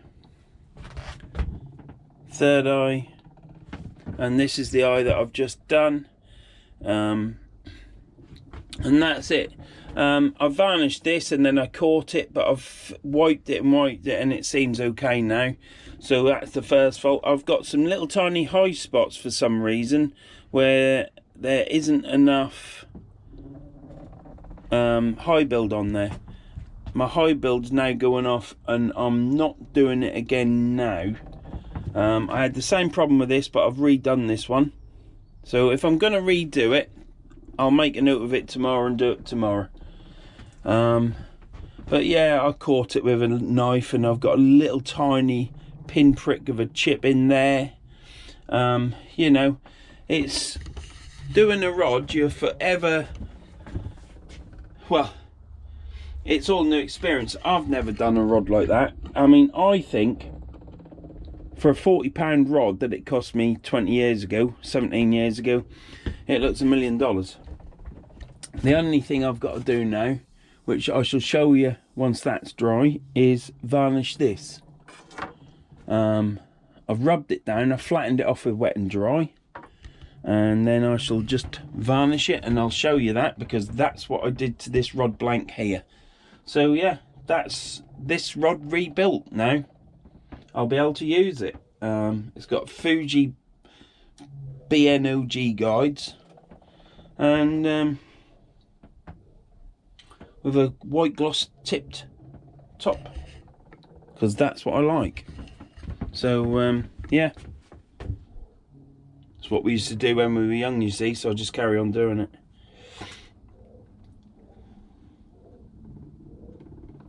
There's nothing else to say, is there? That's the rod done.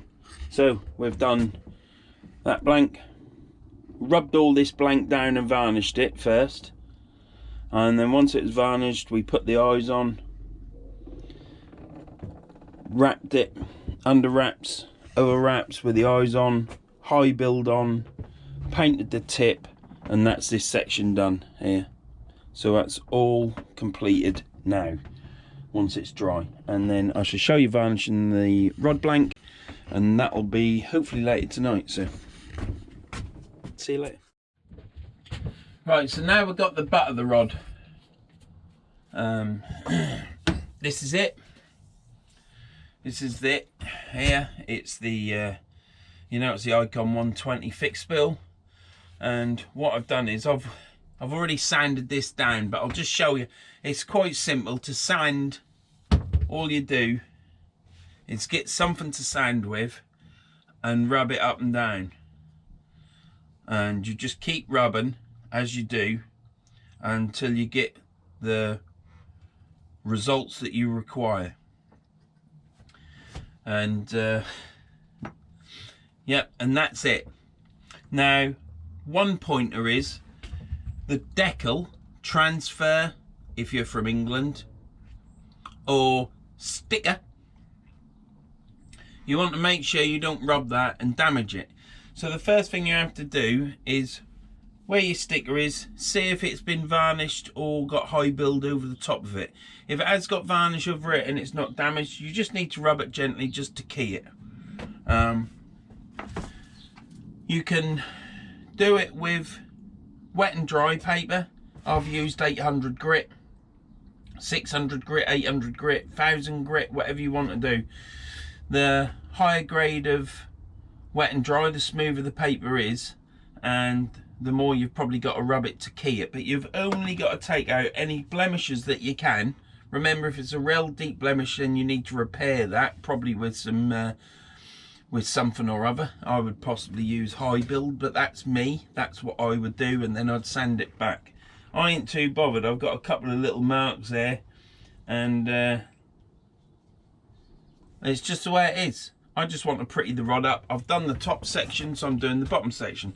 So I used wet and dry, and you use wet and dry paper, and I use water with it because it keeps the paper clean. It takes the muck that you're sanding and it don't clog the paper up. After that, I took just a Scotch-Brite, and look, there's the stickers. I know that that is going to be all right because it's varnished over, and just rub it up.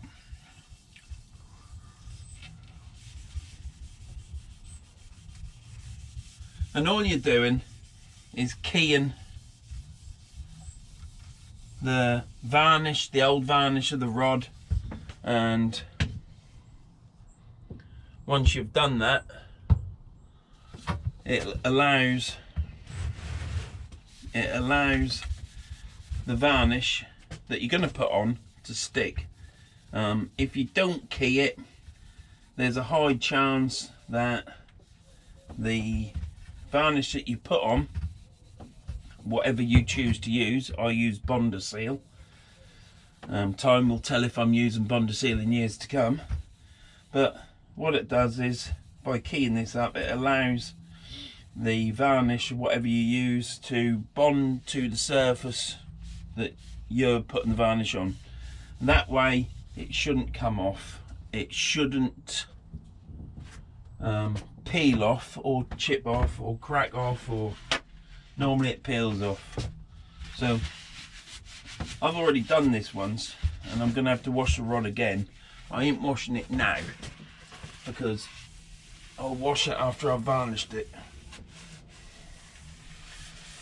So yeah, what you must do is make sure that your decal transfer UK or sticker it's got varnish over the top. If it hasn't got varnish over the top and you key up your rod ready for new varnish, you're gonna rub the sticker transfer decal off, and unless it's a rod of that's well known, then obviously it's going to be hard to get hold of. I could go down to my local printing place that makes stickers and stuff, and they could actually scan that and turn that into a sticker, I guess, and then I could put it back on, but it's no good once you've rubbed it off. Right, after you've rubbed the rod down, take a piece of kitchen roll, there's about 4 sheets here, make it into a ball, get some methylated spirits on it,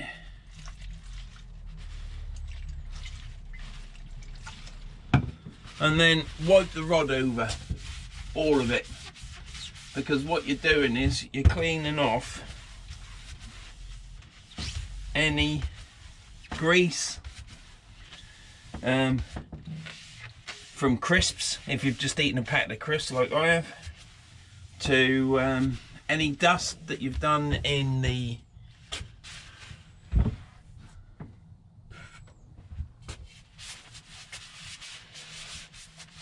sanding, and just, yeah, wipe it over, and then it makes it look very much like when you varnish it, and you can see any imperfections that you might have missed, and decide then whether you can live with it or whether it's not perfect. But remember, this is an old fishing rod that's been hammered about and bashed about. Yeah. Well, yeah. So what I'm doing here is, on my jig, I've put the butt end into the motor, the bit that I put all my rods in and mandrels in. It's all homemade, nothing major. This is what this is actually for, really, to be honest. This is for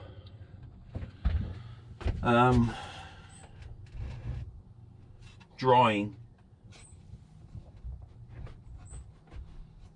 This machine, it's not necessarily a wrapping machine. You can do it, but it's very slow. It's only got 1 speed, but it is a drying machine, and that's what I should have labelled this as, a drying machine. So let's see if it turns. All I've done, I've pushed it up to the piece of white pipe I've got in there and taped it up.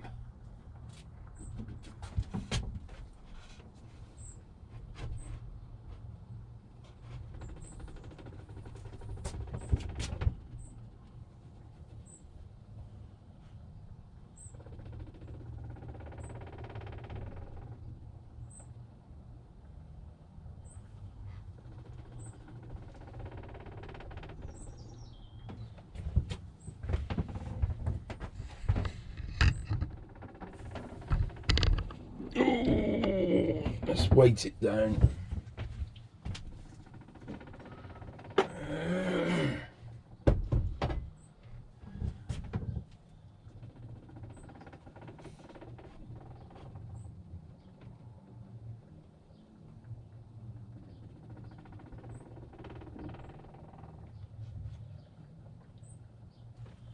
Right, so all I need to do now is run a tack cloth along that. The only problem I've got lots of problems, but the main problem I've got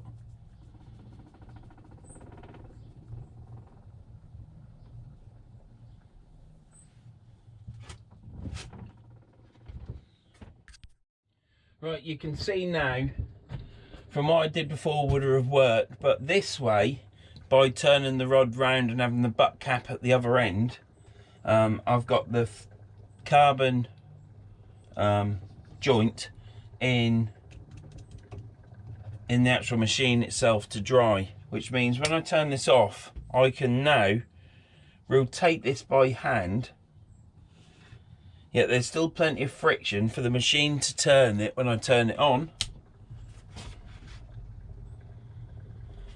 That allows me then to varnish this and turn this behind to varnish it. So what I've done there is the way it was before, when you saw the butt end of the rod taped to the machine, I couldn't turn it. So I'd have to allow it to, I prefer to varnish it like this, because then you've got more control. What I've learnt with varnishing, time will tell, but what I've learnt with varnishing, you don't want to go this way and then that way, because if you do that, going this way and that way, you end up pushing the varnish over and putting a ridge in it. All your strokes want to be the same way going to the end, is what I've fathomed out. And whilst we're on the matter, we'll put a bit of tape on the end here.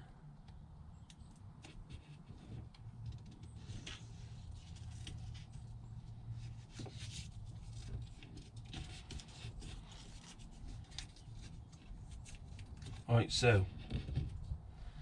So we don't get any varnish on the spigot, is the word I was looking for.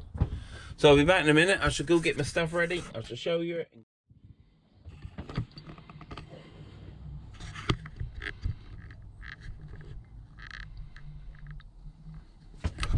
So what I'm doing there is I'm cleaning my pot out. I've just got a pot noodle pot. Any pot will do.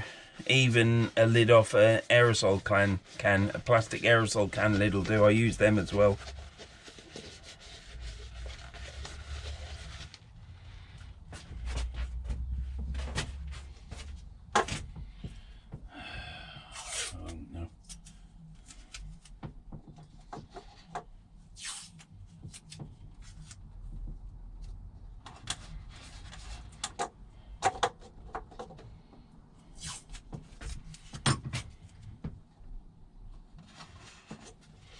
So yeah, so you get your pot. We'll start it again, Tom, just in case I made a mistake there. So you get your pot, you put some methylated spirits in. It's already been washed up, but to make sure that it is clean and grease free, I just put some methylated spirits in the pot and then give it a rub with some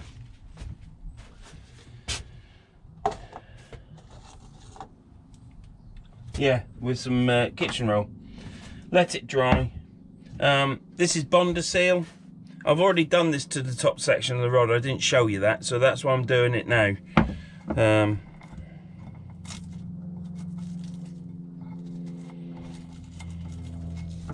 I was going to do all this rod rebuild as a live, but I then realised to actually take time in answering the questions that you get asked in the live. I ended up not doing a lot of work, because you can't ignore people and get a job done, so I've had to do a video. So this is the Bonder Seal, and everybody always wipes the top of the Bonder Seal with methylated spirits, but it still sticks. This stuff is quite sticky. So all I do, which I've learnt in the past from other products, if you just see how easy that come off. I did wipe that and clean that, but that still doesn't matter. When you put it on, it will still stick. So all I do is that, and then I just put a bit of kitchen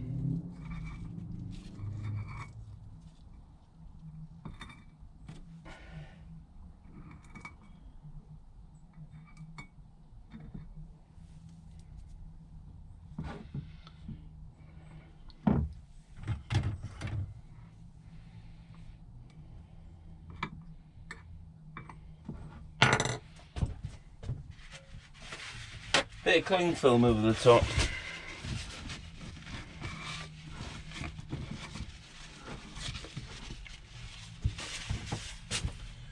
And that don't stick. So we take this, we just pour some in, we don't need a lot. That's probably too much. Put the lid on, but don't screw it on tight. And then we've got one of these brushes. But before that, because I'm getting ahead of myself yet again, we take my tack cloth, open it up onto a fresh bit, and wipe it down, turn it, wipe, turn, wipe. And this makes sure there is no dust on it. Do the back end, you can't see this, but I'm doing the back.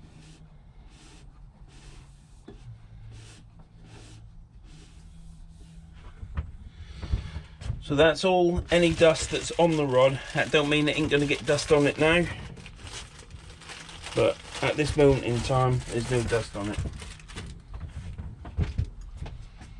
So we've got our bonder seal in here.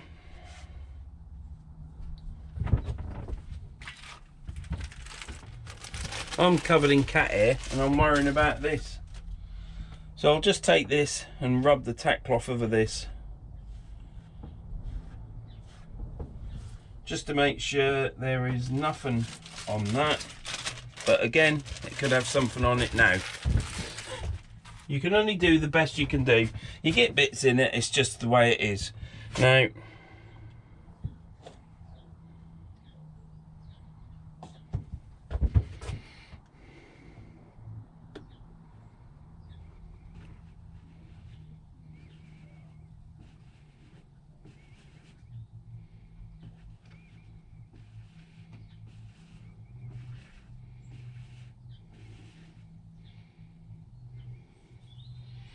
put it in, just wipe it along.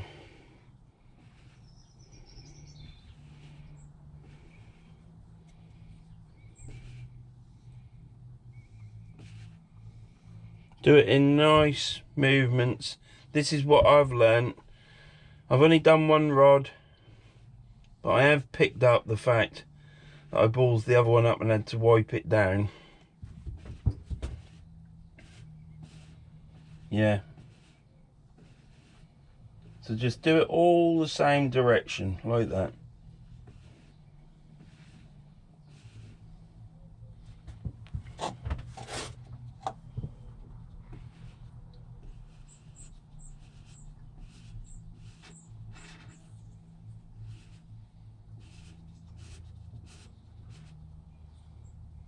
All go the same way.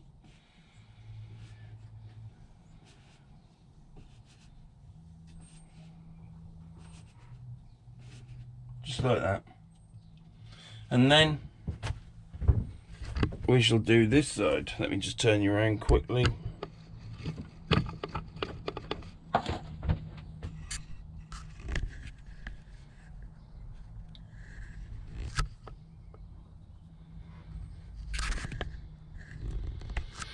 And we'll do the same here. We'll go around here. Don't matter if it drops on the floor, on the cabinet, because it's my cabinet.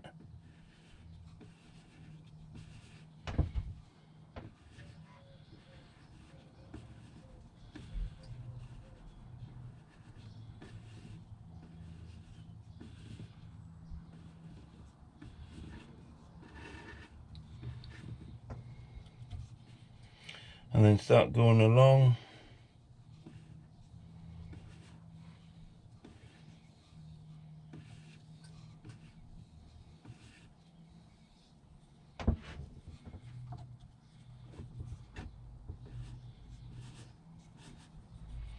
Matter of fact, let's go all the way to the end. I just want to go one way because I learned by going two ways before it wasn't good. Now, I think this stuff dries off quite quick. It absolutely stinks.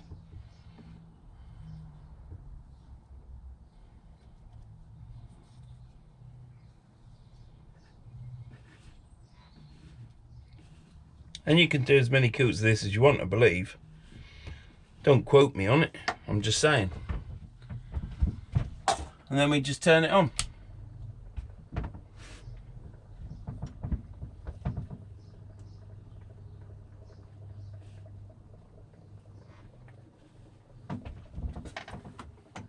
We turned it on, it needs a bit of tape on it. Because it's now not going round. There we go. And then we can just check. So you're seeing it as I see it. Right. We've got a blemish there and there.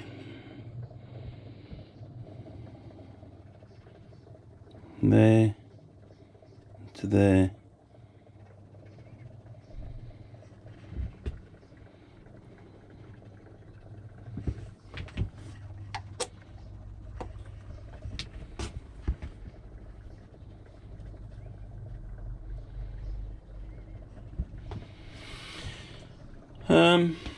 There you go.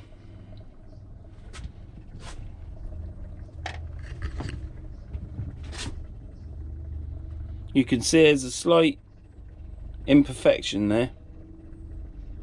Now I could keep playing at that, but I think it will come to harm. Let me see if I can get this up somewhere. There's only one place for it to go, and that's there.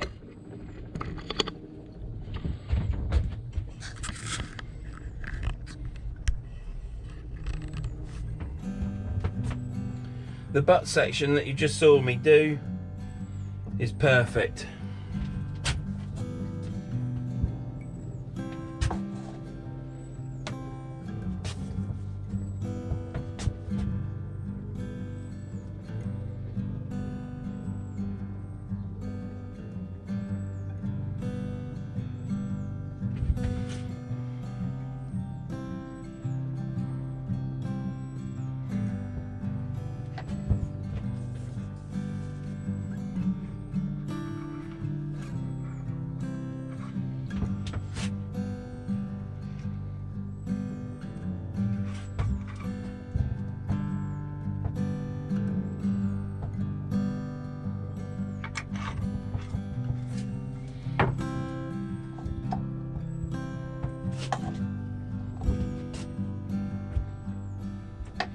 Right.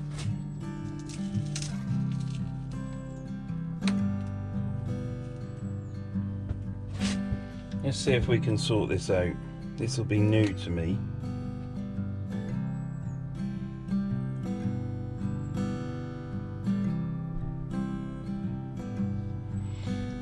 Worst case scenario is if you cock it up .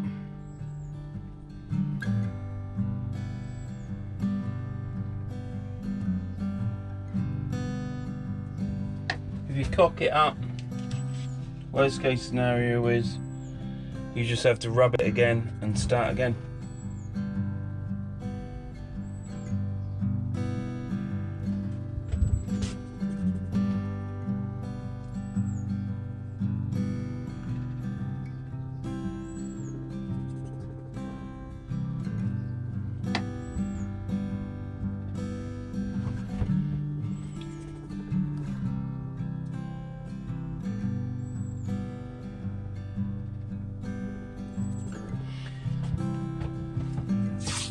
Now,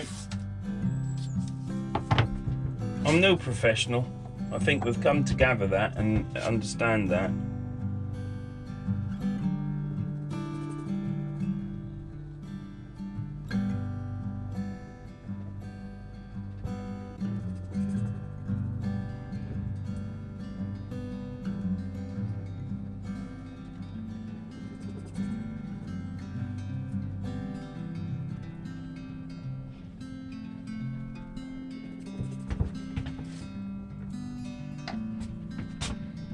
And I'm doing this. As you're watching me do this, I'm learning. And I've just done that, and that's quite alright.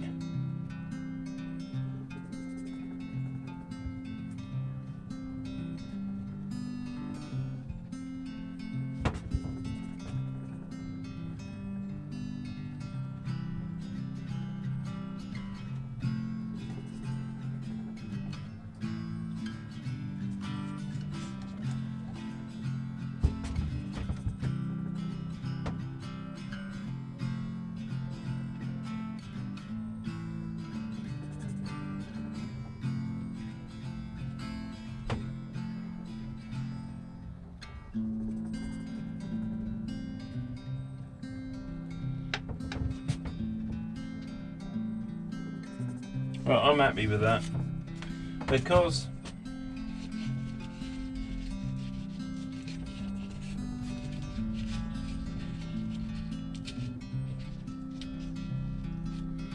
right, I put the tape on the end there onto the spigot to make sure this thing's turned.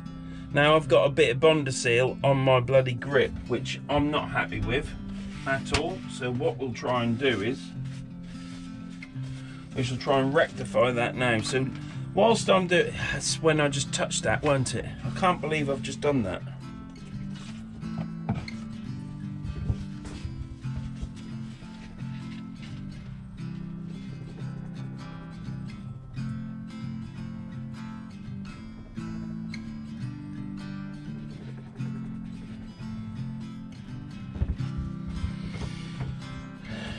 So the good thing about this is, while I'm doing it, this is my first rod I've ever built, and to be honest, for the money that I've spent, the time that I've took is huge.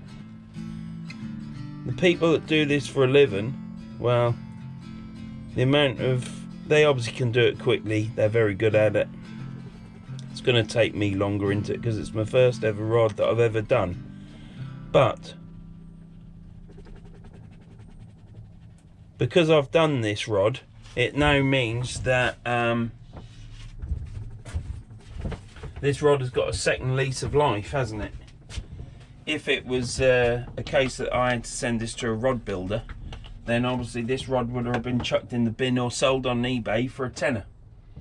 But because I've had a go at this to do it myself, then obviously it's been regenerated for a new lease of life. Which I'm pleased about. It's the first rod I've ever done. You've watched me do it and watched my mistakes as I do it, but I think the end result is justified. I think it looks good enough as my first rod rebuild, and there you go. So the next video you will see of this, well, in a minute, well, in the next blink of an eye for you, you'll see this rod put together outside in the garden, and you will see, you can see where I got some, see, and this is just mistakes. Now I could have, well, I could have paid more attention, couldn't I, and I wouldn't have got anything on the film grip. Now I haven't had to touch the grips and the rod's reel seat. If I had done, it'd be a totally new ball game. I'd had to strip all this down, but I haven't. All I've had to do on this butt end is rub it down and varnish it, and I've cocked it up there. But I've done me rod. You've watched me do my rod. Like I say, you've watched the mistakes, you've watched me learn do it. Everybody can do this if you've got a bit of knowledge with your hands, or you just take even more time and do it even slower, and you'll probably turn out with an even better job than what I've done on this rod. So yeah, next time, in the next blink of an eye, which will be like that, you'll see this rod in the garden put together, and that'll be the end of this video. Well, there's the completed rod. As you can see, the tip eye is in, and then we go down to the first eye from the top to the second, and this is my rod. There is some mistakes, like you can see there's a blemish there where all I need to do is to high build it again, but I've finished with this rod. I don't want to do it anymore, and I quite like the fact that I've got a mistake in there and I know where it is, and that's just, you know, the rod looks okay. Some of the varnishing, I now know how to varnish 100% better, but that's a trade secret apparently, so I shan't show that. But yeah, I've just brushed it on. You saw how I brush it on. But yeah, so there's a fault there. I've got a little nick round here where I hit it with the Standing knife. I shouldn't be telling you this because you should be thinking, wow, Vern, fantastic. Well, I'll show you the little. It's there. Might be able to see it there. I just caught it with a knife. But yeah, I think a lot of the problem was this is the first one that I did here, and there's possibly air bubbles in it.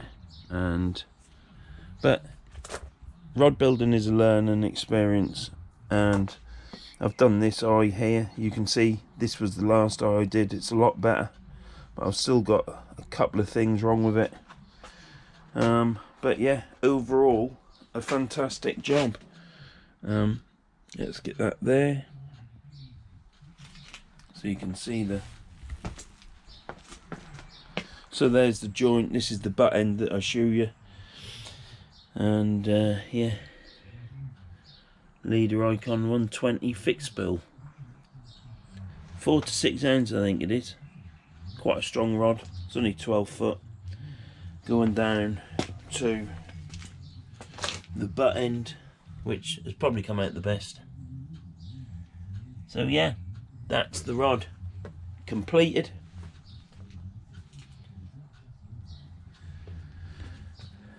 You can see it's carbon, but yeah, chuffed to bits with it.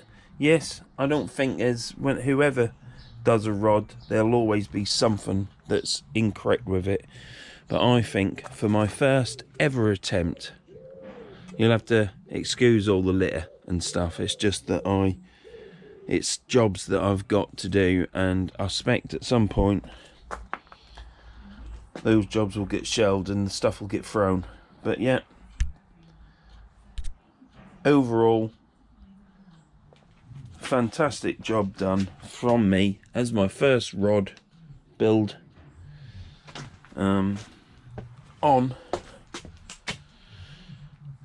the Leeda Icon.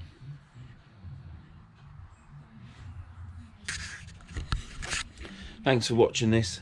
If you've got to the end, thank you very much. If you haven't, there'll be somewhere on the video that you'll be able to watch to help you build your rod. Hopefully I've shown it as best I can. It's a long job filming and doing a rod as well, so yeah, hope this helps out for anybody that just wants to do a simple rod build with trim bands. It's got under wraps on it, and yeah, thank you very much for watching. Thanks for all my subscribers. Please click the bell for all notifications and share my videos. That's the main thing. It's yeah, thanks a lot. See you later.